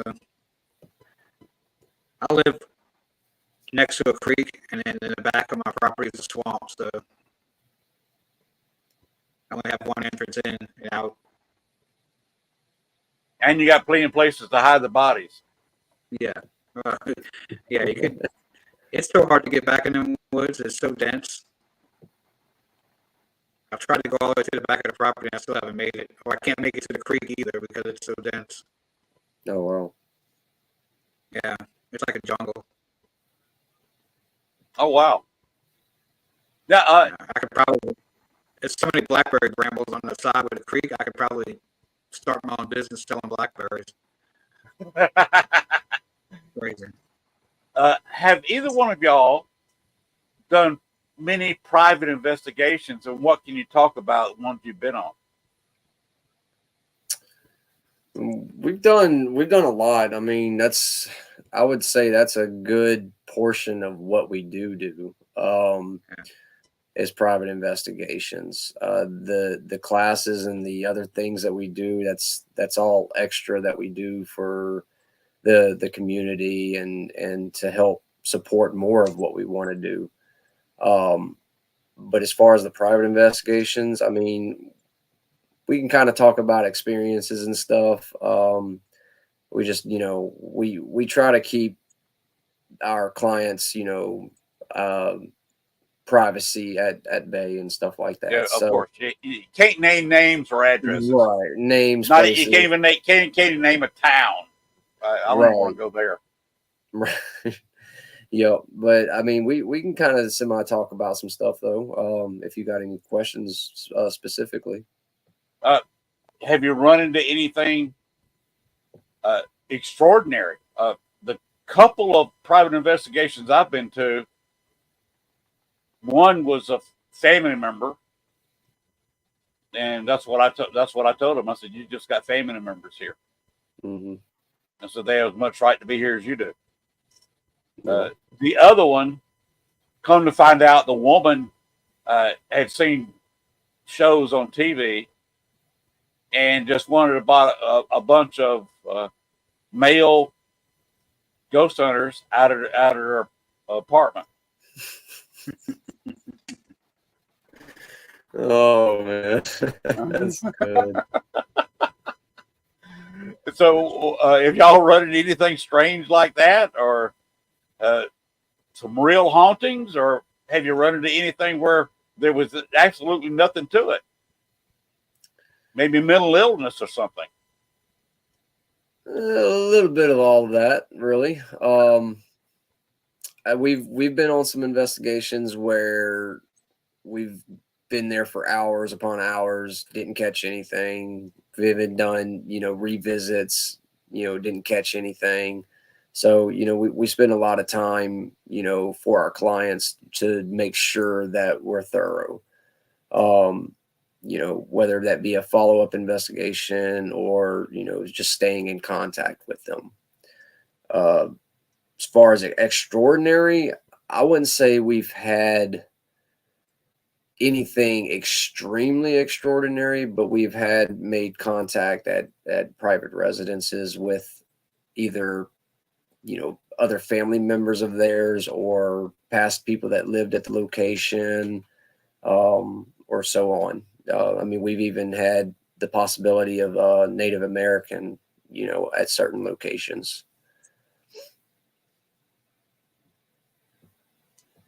You agree with most of that, Jacob? Yeah. Anything you want to add to it?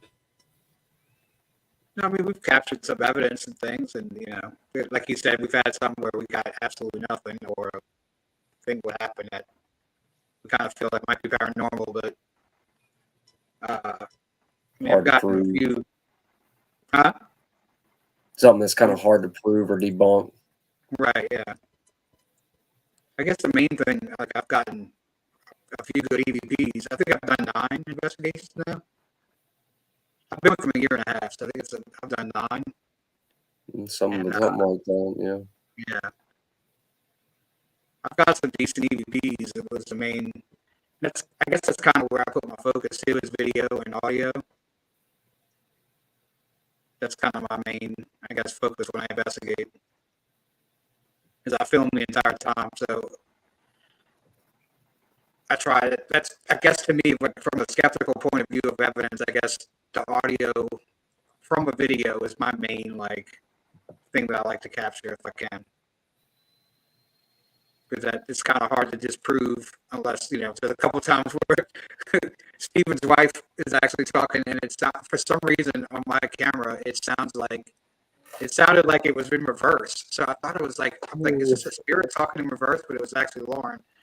But I do have some cool, there's an EVP of where something called Stephen, a not nice thing when he's in the attic. You remember that? Yeah. I guess I can say it on here. It's a woman's voice, and it's it just very low. It says, "What a dick," while he's talking to Amy below us. Yeah.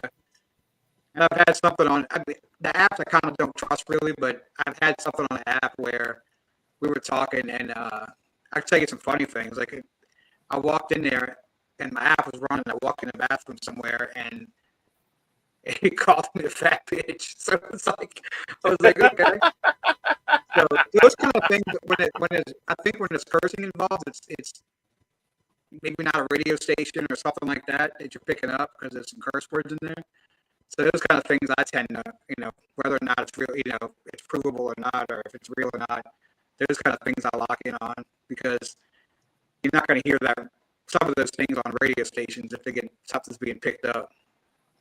So, yeah, and also that same thing that said called me fat, and also called somebody else dumb. Like right after that, they were trying to figure out a piece of equipment, and they walked in the room, and the app said, "You're stupid" or something like that. So it was kind of on cue to that. It was kind of funny, but I guess the EVPs are like my main thing that I try to focus on. See, I love the spirit box, but I don't try to make it to where it's the only piece of evidence I'm collecting. But I love the spirit box, and the biggest reason is sometimes when you really know that you're speaking with an entity, and it's responding back with direct answers back to back to back, and you're having a full-on conversation. How do you debunk a full-on conversation? I could understand if it only said a word and you're taking it as something, but if you're having a full-blown conversation, to me, that's incredible. Yes, you're correct. And when you get complete sentences. Yeah. Complete when it goes sentences. across multiple channels, that's the thing. That's when I'm into the spirit box. And you got the suite. Yeah. I guess, can I talk about like Destrehan Plantation evidence? Like, what was that? Steven, can I talk about like the spirit box at Destrehan Plantation specifically, or no? It's not a private residence, or Destrehan? No, yeah, that's public. You're good. Yeah, it's kind of a crazy story. I mean, that was one of the classes we did, and I was with the group. That was my first class, I guess I was at, and the group I was with were actually all people that had signed up for the class, and we were doing a spirit box session in one of the rooms, and we kept getting answers, and it was talking about it. Kind of, it's not like 100% verifiable, I guess, in a way. The name was, I don't know if I even gave you all this evidence, Stephen. I just thought about that. I think I filmed it. I know they were filming it. We were talking to somebody on the spirit box, and they identified themselves as a police officer, and then they identified themselves by name. And down the road, a few years ago, there was an incident where there was shooting of police officers, and one of the names they gave on the spirit box was the name of one of the officers that was. But it wasn't the officer we were talking to. He said he was looking for this officer. So it was a weird shooting at a plant. It was a crazy thing that day, and there was a couple of police officers were killed. The officer was looking for one of the officers. This officer we were talking to in the spirit box was looking for one of the officers that the name matched up with one of the officers that was killed during that shooting. So it was kind of crazy. That's kind of haunting. Yeah. Now, I mean, it's 100%. Was everything 100%? Like, could it have been something we were just picking up? I don't know. But a lot of the answers were long. It was sentences, and they were over several channels. So it was kind of a wild little session that we had. That would be hard to explain. I don't know if I filmed it or not. I can't remember if I filmed it personally or somebody else was filming it. So I don't know if I have that. See, I don't really recall that offhand. Yeah, so I talked about it, but I don't know if I had video from it or not. I don't think I did, because I know I would have gave it to you if I did. A little bit now. That was a little bit back now. Yeah, it was like the end of the night. It was one of the last things that we did. It was towards the end when we were getting ready to leave. Gotcha. It was just this whole back and forth with somebody who kept basically identified themselves as a police officer, and they were looking for. We asked what they were doing. It was like driving up down the road, River Road, right there, and we asked what they were doing, and they said they were looking for. I can't remember the guy's name right now. They were looking for this officer. Yeah. Trying to find him. That's crazy. Yeah. Wow. It was a pretty wild spirit box session. It was, whether or not it's, Are y'all in the mood for trying something a little different? Possibly. I want to try a little something. All right. Okay. I'm removing my headsets. I can hear you over my speakers. You can still hear me fine. Yeah, I can hear you. Yeah. Are we doing spirit box session?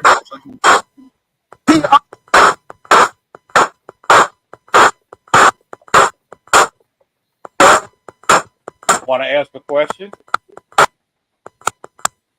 Is there anyone here with us? Anyone in on the podcast?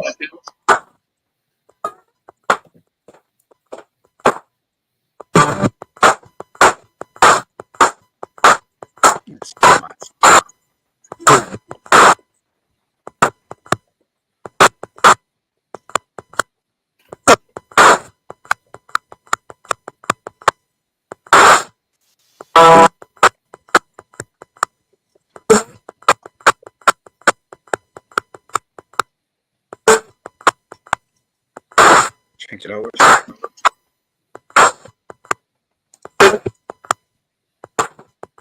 Anybody here with us tonight? Sounds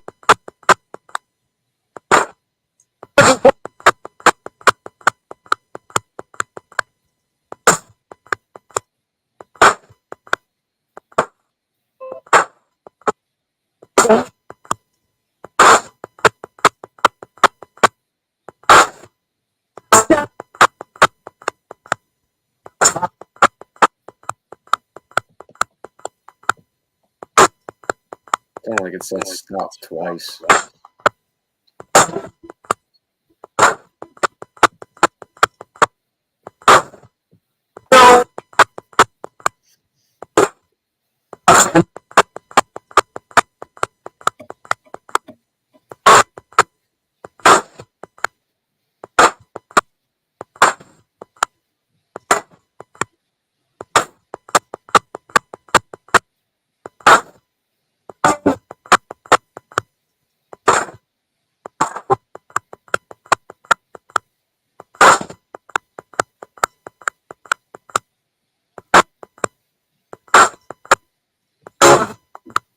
Is anybody here with us tonight? Got anything they want to say to us?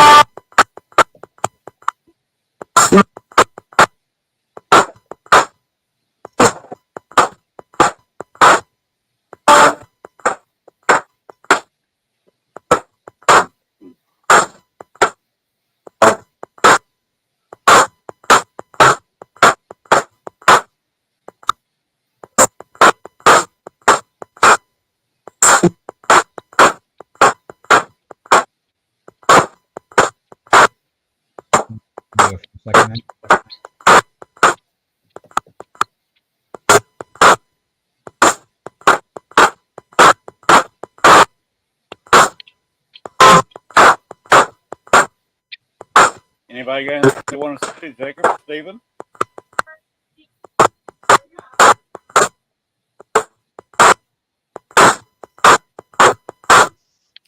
Is there anyone that's wanting to speak to us? I lost my audio for a minute. Hear from somebody up there.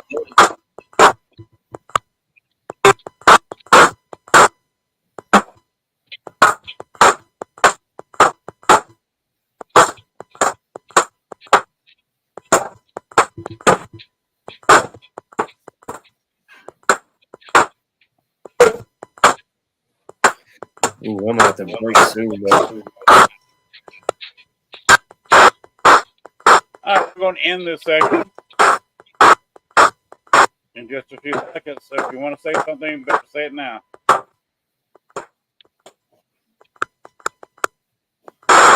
Okay, good night, everybody. I'm going to cut this off.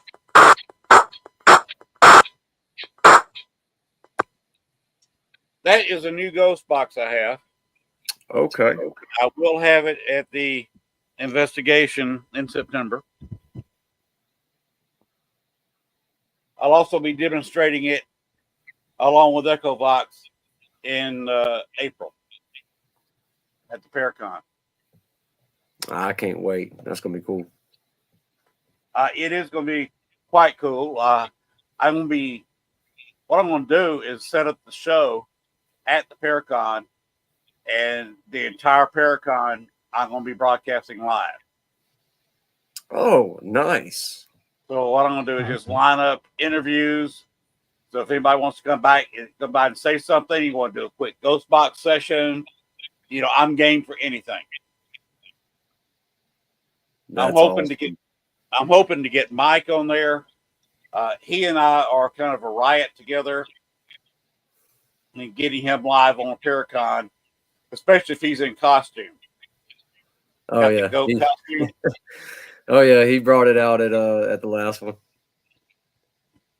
That should be fun. Especially if I got some of my friends that's coming down from up north in the booth with me. This is it's just gonna be fun. I'll be doing, just like I said, a 6-hour show from my table. I got an inside table, so I'll have internet and plenty of electricity. So that's what I'm going to be doing. That's all. So Yeah, it's it's fun. going to be a great time. We're going to have so many vendors, and we got so many people coming from all over. From ghost hunting housewives to the Paraflix to I believe we got Southern Heat Paranormal coming back. So many. I can't even remember everybody, and I'm sorry that I don't. But we have Jeremy so Leonard? many people coming. Yeah, I believe Jeremy's coming back, and Sarah, I believe, is coming back as well. So many people, Yeah. so many people, and it's They just can- it's growing and growing. At the website I've got running down below, laspirits.com, they can find information about this Paracon at that website, can't they? They should be able to find some information on it there. The best place to keep up with everything we are doing, though, is on Facebook's Louisiana Spirits on Facebook. We have YouTube. We have TikTok. We're pretty much everywhere, just about. So if anybody wants to get tickets, I'm sure you got. You're not limited on the tickets you can sell, are you? No, not for any of like the general admission or anything. We were limited on the VIP. I believe we're sold out of VIP. If we have any left, it's very, very few. But you can get tickets at Eventbrite, online at Eventbrite, and it's Paracon 2025, Cajun Country Paracon. Cool. And like I said, I will be staying down there for the weekend, and I've got the VIP, so I got a table, and I'll be on the ghost hunt with this new ghost box. It's built a little bit differently, and then just a radio it's not an SB7. Right. I Got can't a wait to check it out. cute little custom made ghost box. And I got one a little showy. It's actually got a light that flashes, and it's got colorful. Oh yeah. Of course, that can work two ways. It can entertain people who want to be entertained, and let's face it, a lot of people that come to Paracon would like to be entertained. Right. But you can also get a ghost to play with any kind of light you have. And I'm bringing some older equipment that I helped develop years ago, and the patents off of it. And I believe one of the haunted housewives is a little bit technical in nature. I'm going to be turning some of the equipment, the older equipment, over to her so she can reverse engineer it. Ah. It's it works like a REM pod. Now, if you touch it, the light will go off. Mm-hmm. But it's only $4. It was sold for $4 about 18 years ago. Nice. So if she could copy that, and it just clips on a 9-volt battery. And I've had ghosts play with it before. So she's going to be looking at that and see if she can reverse engineer and maybe have some equipment. Plus, I have something called cross spectrum lighting, which nobody's ever heard of. But what it is, it's got a bank of IR lights, a bank of UV lights, and in between, it's got a red light that is just into human visual range. It's almost infrared, not quite. You can see it. And it's got a basically a black light. It's LED lighting. It's almost like a black light where it's out of the UV spectrum just enough so you can pick it up. And the other one's a middle of the spectrum green light. But it gives you a twilight that you can actually see where you're going. You're not barking your shins against every piece of furniture in the room. Because total darkness is fun on TV, but a shadow figure can be standing beside you holding your hand and you'll never see. Right. Total blackness. Yeah. Yeah, and then you're freaking out because you feel it next to you, and everybody's like, well, "What is he freaking out over?" Right. Well, you can't see it; it's dark. But if you're in a white light room like all three of us are in right now, Right. even something that generates its own light, you can't see it because it's too bright in the room. Yeah. So I like to bring it down to a twilight and use cross spectrum lighting. And that way, if it reflects UV light, I see it. If it reflects IR light, I see it. Not bad. And I don't know if you know this, but the reason red lights are green and red lights will dilate your eyes because they have a long wavelength. Mm-hmm. Green lights will not affect your eye. Yes, to try to So catch you. if your pupils open up and get dilated a little bit because of the red light, the green light won't change it, but you give you a little bit more light so you can again not bark the shins. Yeah. And y'all have been both, I imagine, with your experiences, been in dark tunnels and dark rooms where you found every piece of furniture in the room with your kneecap. Yep. Yeah. We try to keep mindful of where we are. Not walk around too much. But yeah, it does happen. Yeah, we usually lights out when we're not moving around, I guess. Yeah. We'll get all situated where we kind of want to be, and then we'll go lights out. But yeah. Oh, so y'all do things kind of like I do. I usually walk through one time and find the room where I want to be, and I spend about 85% of my time in that one room. I find the room or the area that is calling to me in the sense of I feel like there could be something or this is where I want to at least start my focus on, and then wherever the investigation brings me, I'll go from there. If I need to go into another room or try another room, I will. But I mean, for the most part we move around a good bit. Yeah. We'll go from room to room. How about you, Jacob? You still moving around a lot, or you try to stay in one area? I mean, we move around. I think me and Steve, I've probably been in most of my investigations with Steven, so we kind of do the same thing. I think a lot of times we'll have people in one room, somebody else in another room, and then we'll kind of swap up just to get different interactions with different people. I end up hanging around one room because I have very old legs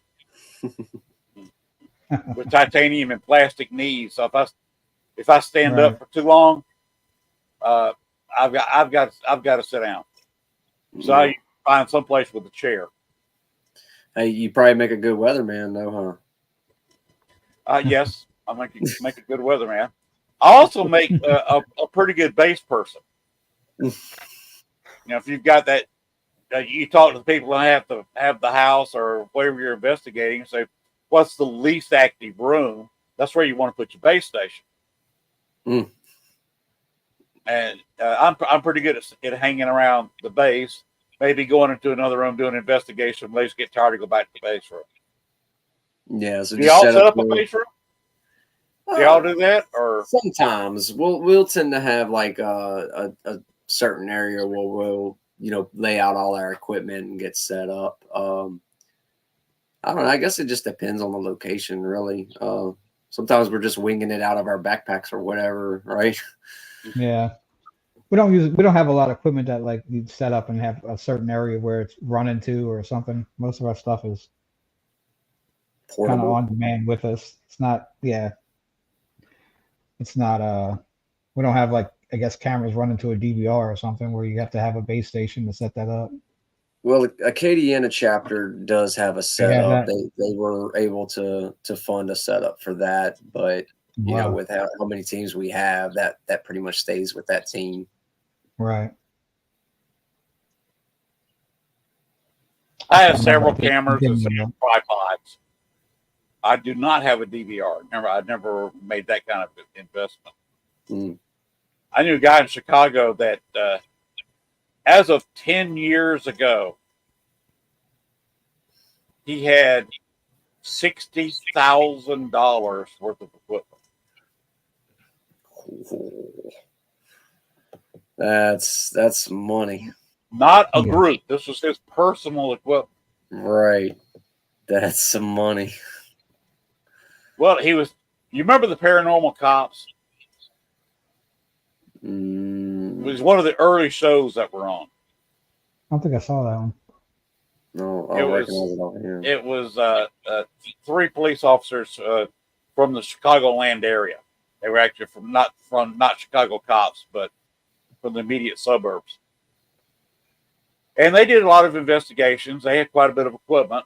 And like I said, it was one of the early shows before Ghost Hunters and before Ghost Adventures. And he was trying to, being a Chicago police officer, he was trying to restart his version of the Chicago cops. But he never sold it to a network. But he had not only put all his stuff in a trailer that he'd paid for, $60,000, not including the trailer. He also, again, not including the $60,000, he bought a used ambulance from the city. Oh, he's trying to build his own Ghostbusters team, huh? Basically, I was ready to say that. Ghostbusters. Look, I'm just saying, I would rock a hearse. You know, if Louisiana Spirits wants to do that, I would totally rock a hearse.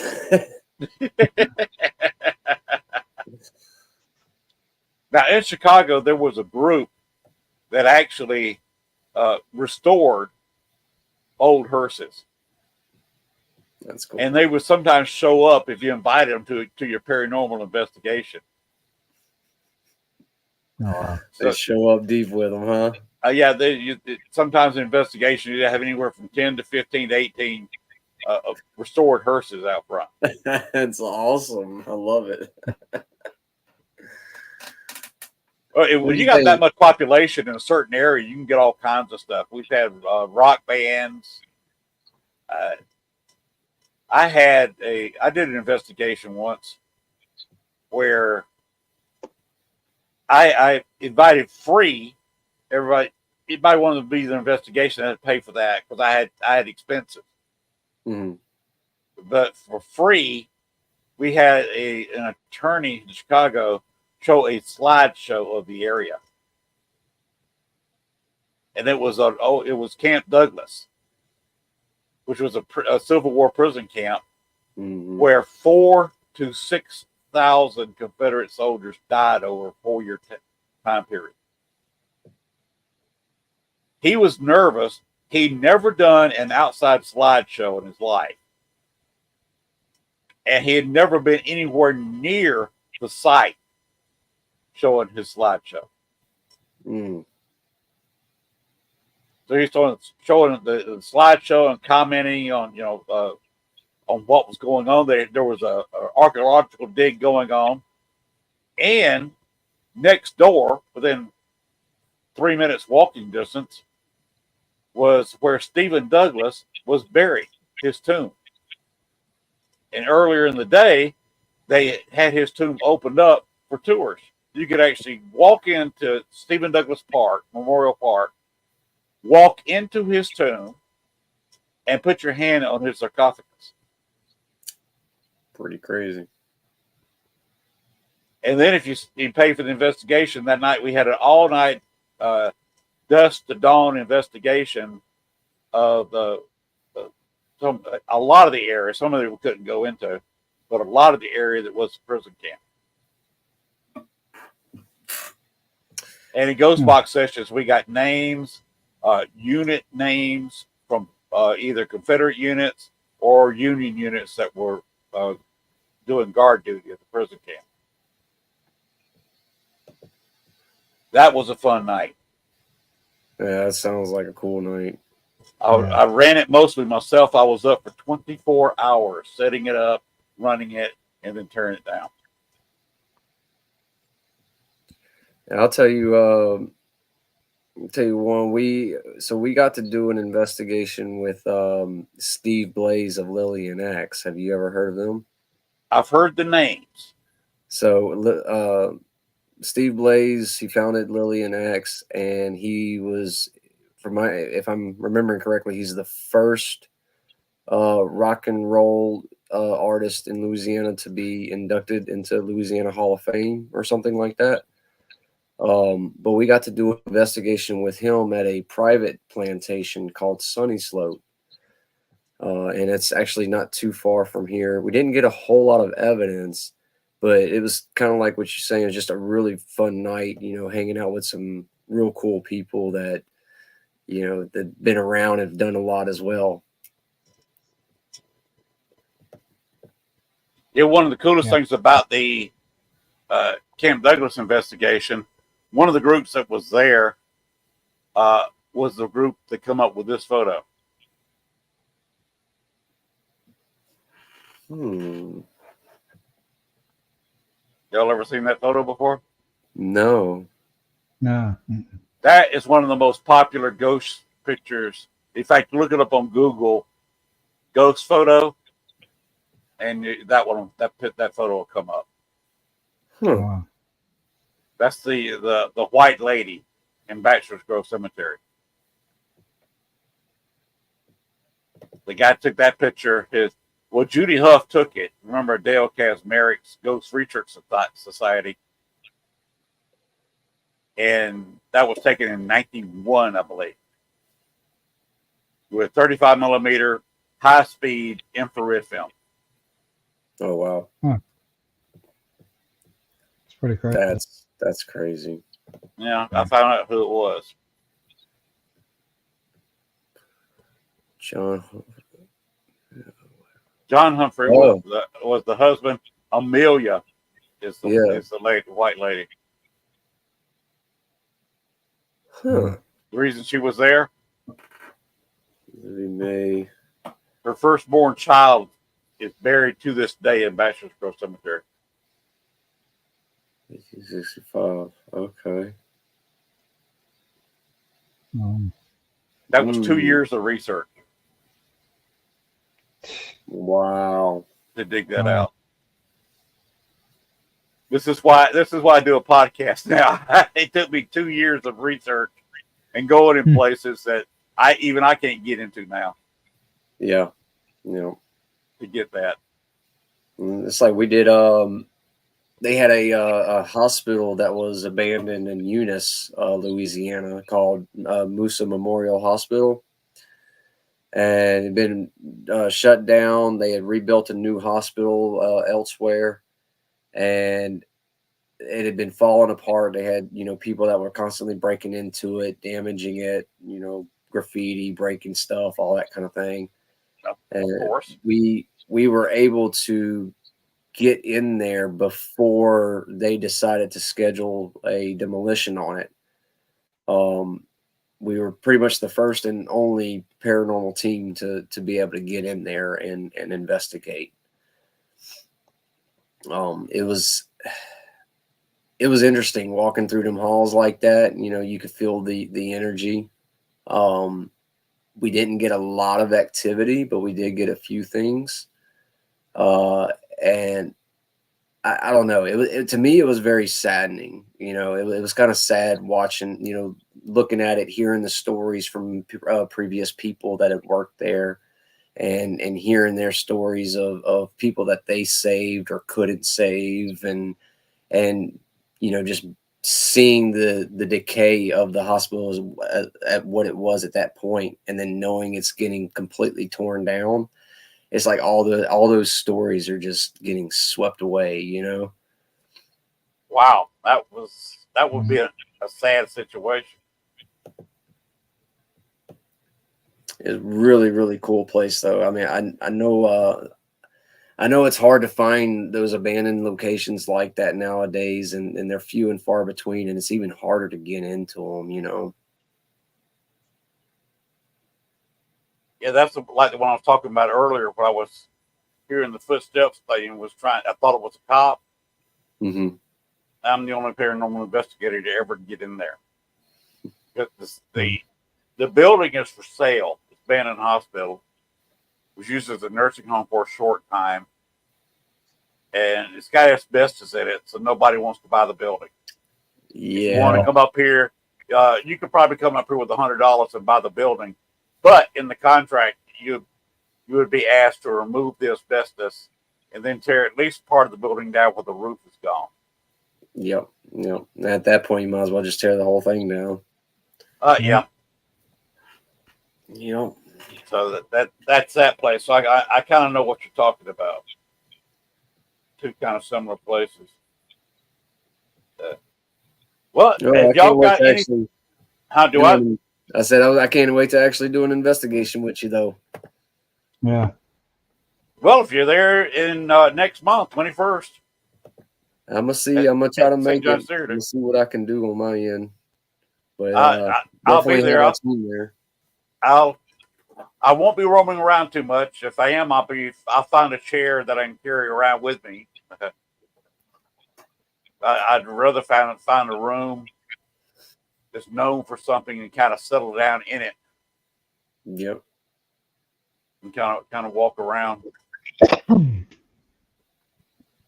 Because I'll have some cameras and got the ghost box. I got the echo box. So good times coming. Yes, I'm definitely looking forward to it. Definitely looking forward to meeting face to face. I've had them on the show before, but meeting the Haunted Housewives face to face. Yep, they're very sweet. They're very cool people. They seem to be. Like, I've never met them face to face yet, but that will happen next month. We had a good time at Fairbanks. What are we talking about? About 5 weeks away now, aren't we? Yeah, from that one, yeah. And then in April will be here before we know it. Oh yeah, it's coming quick, very quick. So I'm definitely looking forward to that. That is going to be a fun weekend. Well, have y'all got anything else you want to talk about tonight? I think I'm about talked out. I did 11 hours at work, and then with this, and I got to wake up for work in the morning. So I think I'm about talked out. I've got to be in a vehicle at 7 o'clock in the morning. Oh yeah, I got to work in the morning. Same. Yeah. Fortunately, I'm not driving. I can sleep, I guess. I go down to Monticello. What was the first checkup on the eye? He wanted me to come in the next day, and so we can look at it again. Yeah, definitely take care of it. Yeah, he's a very thorough doctor. He's supposedly the best in South Arkansas. Okay, nice. They've got his own section at the hospital down in Monticello. So, he seems to have his act together, and he can do that surgery really quick. And does several every week. Yep. So, Jacob, you got anything else you want to say tonight? No, just have you ever investigated that the Crescent Hotel? I was just curious. That Ever heard of that? will be in the future. That's the Crescent. I'm in Southeast Arkansas. That's why I call my paranormal group of one CARC. Everything here is CARC. It stands for Southeast Arkansas. That's why I call it CARC-PS, Southeast Arkansas Paranormal Society. The Crescent is very much north. Yeah, it's not too far from the Missouri border. What I'd like to do, you've got a nearby battlefield, Pea Ridge Battlefield, which is kind of the corner of Oklahoma, Missouri, and Arkansas. And it's only about an hour or less drive from the Crescent Hotel. I would like to go up there and hit that battlefield all day and then just go back to the Crescent, spend a couple of nights there. There's also another haunted hotel. They're in the same town as the Crescent. What I'd like to do is maybe spend 1 or 2 nights in the Crescent, and then go to the other hotel, spend another 1 or 2 nights. You know It's the name? not What's the cheap. name of the other hotel? The other hotel, I can't think of it right now. Okay. It's just down the street. Actually, it's not that far from the Crescent. But both hotels, to get a room there is around $200 or a little bit more a night. So Yeah, we stay at the stayed one Crescent night for 2 in nights. we stayed in the room above where like the most activity was supposed to happen. We were actually in the room above it in one of the it's like the towers on each side of the hotel. Mm-hmm. We stayed in one of those towers on the top. Oh, Yeah, just for one night. But nothing happened while we were there. We walked around the hotel all night, but we really didn't capture anything or didn't really hear anything. We had people outside our door investigating all night. People kept coming talking outside our door, but well, Better that start makes life talking back to them. interesting. it's a beautiful hotel. It's a beautiful city. That's going to be on my bucket list. We'll probably take a week and go up there to that corner of Arkansas, which is the opposite corner of where I live. So that's a pretty good drive from here. Gotcha. It'd be an all day haul to go up there and probably check into the hotel, like I say, near the battlefield, because I want to hit Pea Ridge Battlefield. Got a battlefield not too far from where I am that I actually investigate. I'd like to investigate it at night, but it's on private property. Mm-hmm. It's a park, but it's on private property. Yep. And I don't know how he allows you to come in there in the daytime and at least hang around, as long as you don't tear up anything, because they use it. They've got a huge concrete pit area where the family who still owns it, and has owned it for about 150 years, goes in there and puts a whole cow in the pit. And they have family reunions there. Right next, their eating area is right next to the old family cemetery. Nice. Wow. And the cemetery is quite haunted, along with the battlefield, because there's a lot of grave markers around on the battlefield. Back then, they just kind of buried them where they found them. Yep. They have the old mansion that was there marked off, but there's not much foundation to look at. The old well is still there, and you can kind of see where the land's clear because they don't let anything grow up in the old footprint. Mm. But the story is there was a great big Union convoy, 2.5 miles long, and the lead wagon stopped right at their front door. And the Confederates came out of the woods and shot the drivers. Have either one of y'all ever served in the military? No. Mm-mm. Okay. The way to kill a convoy: take out the first couple of wagons or trucks or tanks or whatever the convoy is made of. Puts them all out of stock at the front, then take out 2 or 3 at the back. Mm-hmm. They can't back up.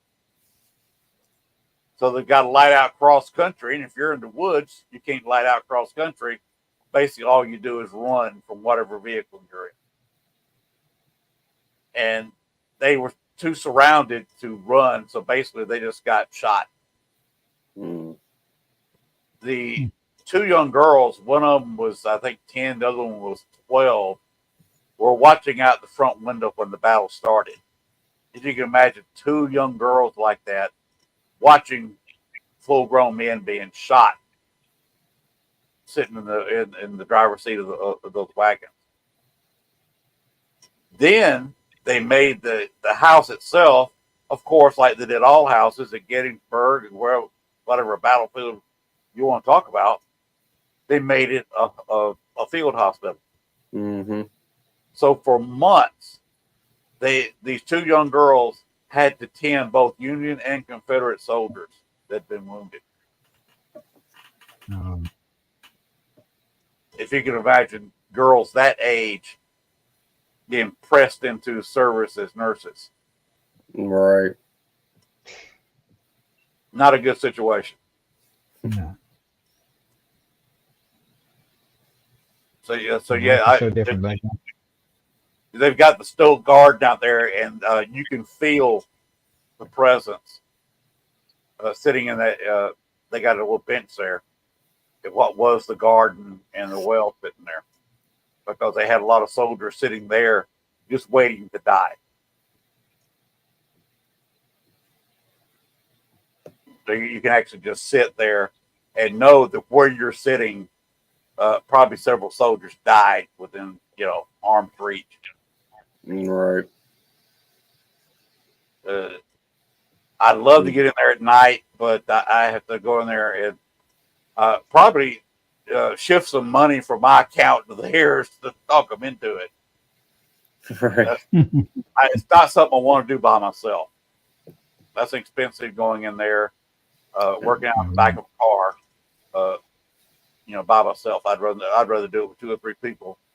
They got a trail there, and several people are buried along the trail, going through the pastures, and there's some buried right there on the little road going to the cemetery. So that's not far from here. I can get there in about 35, 40 minutes from here. Again, going the speed limit. You got a battlefield about that distance from me over here. Are you anywhere close to the Battle of New Orleans area? No, that's Pride Port Hudson battlefield. Okay, heard of that one. Yeah, I'm not too far from there. Cool. That'd be a fun place to get into at night. There's a battle took place on my property. On your property? Yeah, across my property towards the back. Like, there was a battle for the city that I live in, for the train bridge. It took place on my property, behind my property, like all around. 300 Union soldiers died getting off of boats on the creek, and they left them there. Yeah. The regiment. Are they buried on site? The only thing I read was that they were left there. I don't know if they left them there forever or if they actually came back and got them. But I know when the battle took place, they just left those 300 guys there, and I don't know whatever happened. I never was able to find like what happened to them. If they just left them and buried them there, or they just literally left them at the edge of the creek. That's what it sounds like from what I read. You may have a mass grave on your property. Yeah, this was Choctaw Indian land, and the Choctaws were the people who actually were in the regiment, the Confederate regiment that fought that battle. So it's there's probably a lot of stuff here. I don't know. But my neighbors have a big box of arrowheads that they took off of this property before we owned it. The old owners used to let them go in the woods and look for stuff, so they literally have this box like this big that's filled with arrowheads. Wow. Yeah. I've never experienced anything in the house other than my dad whistling. For what I figured out was my dad whistling. We heard somebody whistling, and it was the first 4 notes of the Marines hymn. And my dad used to whistle that like crazy. He was losing his hearing, and when he started losing his hearing, he would whistle a lot and hum a lot, and it was always the Marine hymn. And we heard that one day while we were refurbishing the house, and we heard that 4 notes of something was whistled, and we both thought it was each other. And then I figured out a few days later, I kept thinking I knew what that was, and I finally figured out it was the Marine hymn. So I'm guessing it was my dad whistling. I don't know. But outside, we've had some. My wife called the police one night because there was lights being shined. She thought lights being shined on the porch into the window, but there was nobody there. So I don't know where that light came from. Yeah, she actually called we called the police because we thought somebody was out there like trying to steal stuff. I get some what appears to be missed on my cameras outside. I don't know for sure if they are or not. Some of it could be bugs. Some of it's weird though. So, but that's the only. It'd be interesting going there with some ground radar. Yeah, I know. I wish I could do that. At first, I got to get through the woods. The woods are just crazy. Like I was saying, they're just like a jungle. Or you had to hack your way through to it. Yeah. Yeah, you got to hack. I mean, I've been trying to get to the creek. I live right that my property ends at the creek, and I've been trying to get to it for so long, but it's so like there's so many down trees from hurricanes, and I guess the blackberry brambles everywhere. It looks like a wall, like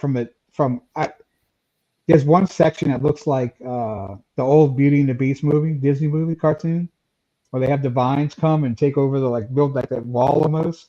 There's a section that I got to that's literally like old blackberry brambles just piled on top of each other. Oh And wow! it looks like something from a movie. It's just all these. I got to take a picture one day. Next time I go back there, it's great. It's all old dead blackberry brambles, but they've just piled like grown on top of each other, I guess. And it's just yeah. We used to hear people talking too, but we haven't spent much time outside. Since we've gotten most of the house done. But you used to hear people talking in the woods, and I could never tell if that was just carrying from across the creek or not. But That'd be interesting to get that cleared out back there and do an investigation. yeah, See, get some ground radar in there, see if the interior of the ground, down about what 10, 12, 15 feet, to see if it's been disturbed. yeah. The neighbor told me that there was buried them. You could have a 300-person mass grave. this area was mainly Spanish.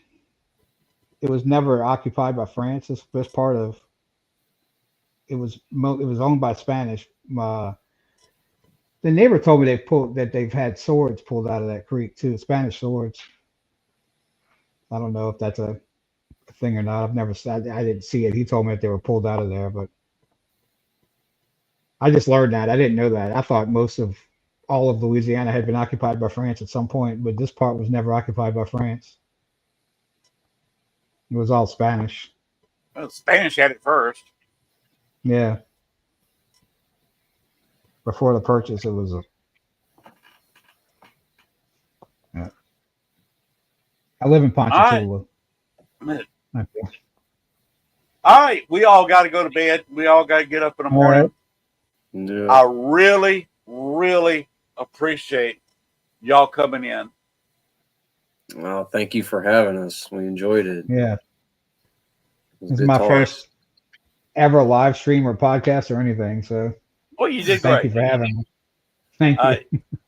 And if anybody wants to get more information, look up LA Spirits on Facebook or YouTube. Is that right? Yep.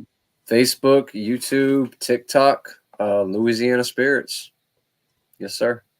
Get information on all your investigations coming up and about some of the members and what y'all do. Y'all do a lot. We do a lot. We do a lot. And there's nothing wrong with doing a lot.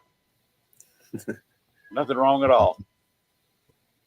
So I commend you on what you do and how you do it. Thank you. I'm just envious because I've got nobody up here to investigate with. This part of Arkansas, most people don't even believe in ghosts. Oh, come on. I've got to go to almost got to go to Little Rock to get somebody who will believe in a ghost. Start dragging them all down here. We'll get them believing. Yeah, thinking of a few places we all know about. That'll make believers out of anybody. That's it. But tell all your other members I said hello. I look forward to talking with them, and maybe I can get them on the show another time. Sounds good. Even some of the people who have to be at work in bed, I can always record a show. That's what I was telling you, Jacob. Yeah. If somebody just couldn't make it at 10 o'clock, I can always record a show earlier and just play it at 10 o'clock. So I'm always open to do that. Okay. So y'all have a fantastic night. Good luck with anything y'all got coming up between now and the 21st of September. And I'll see you then. Yes, sir. Right. Thank you. Yeah. Thank If you got anything else you want to talk to me about, just give me a holler. You've got me Oh, yeah. on We'll number one definitely stay in contact on touch. Messenger. Yep. All right. The absolute best way to contact me. Yeah, same. Facebook Messenger. Yeah. Yeah. So thanks to you a lot, guys. I'm indebted to you. It's been a Thank pleasure you. talking with It's been fun. You too. And thank you, Jake. I appreciate you joining in. Thank you, Steve. Asking me to. Oh, it's been fantastic. Y'all are both knowledgeable, and like I said, you do it the right way. So you've got my respect. Thank you. Thank you. And good night to both of you. Good night. Good night. All right, that's going to be the end of our show tonight. We've gone, I can't read that, almost 2.5 hours. Time I get out of here. All right, we're going, like I said, we're going to get out of here. Not too much advertising wise. I need to show everybody, because most things are, except this is coming up in Michigan.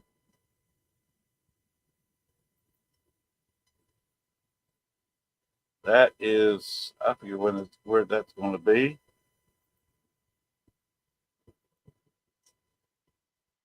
On Haunting Hunters Paranormal on Facebook, YouTube, all the usual places.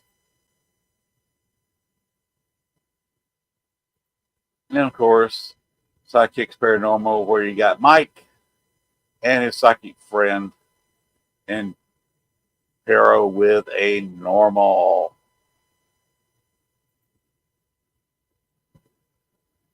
That it was this past weekend. This was not on the weekend. This was yesterday.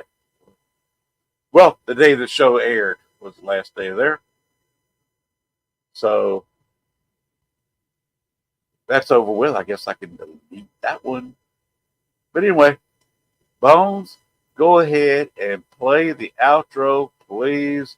Let's get the heck out of here. I got to sleep upright tonight. Probably not going to get a whole lot of sleep because that's not a comfortable position for me.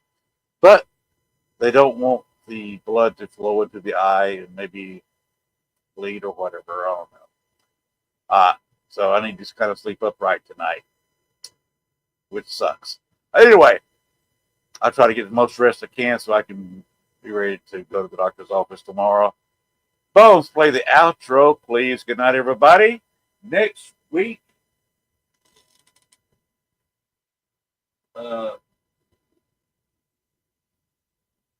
Rose Eckall will be the guest. Rose Eckall. Be next Thursday night. Outro, please. Thanks for watching our show. Be sure to tune in to next week as once again we journey way down south into Bayou Country for another heaping portion of Southern Fried Paranormal with Len Dorman and Bones. Make sure to like, share, and follow. Y'all come back now. You hear?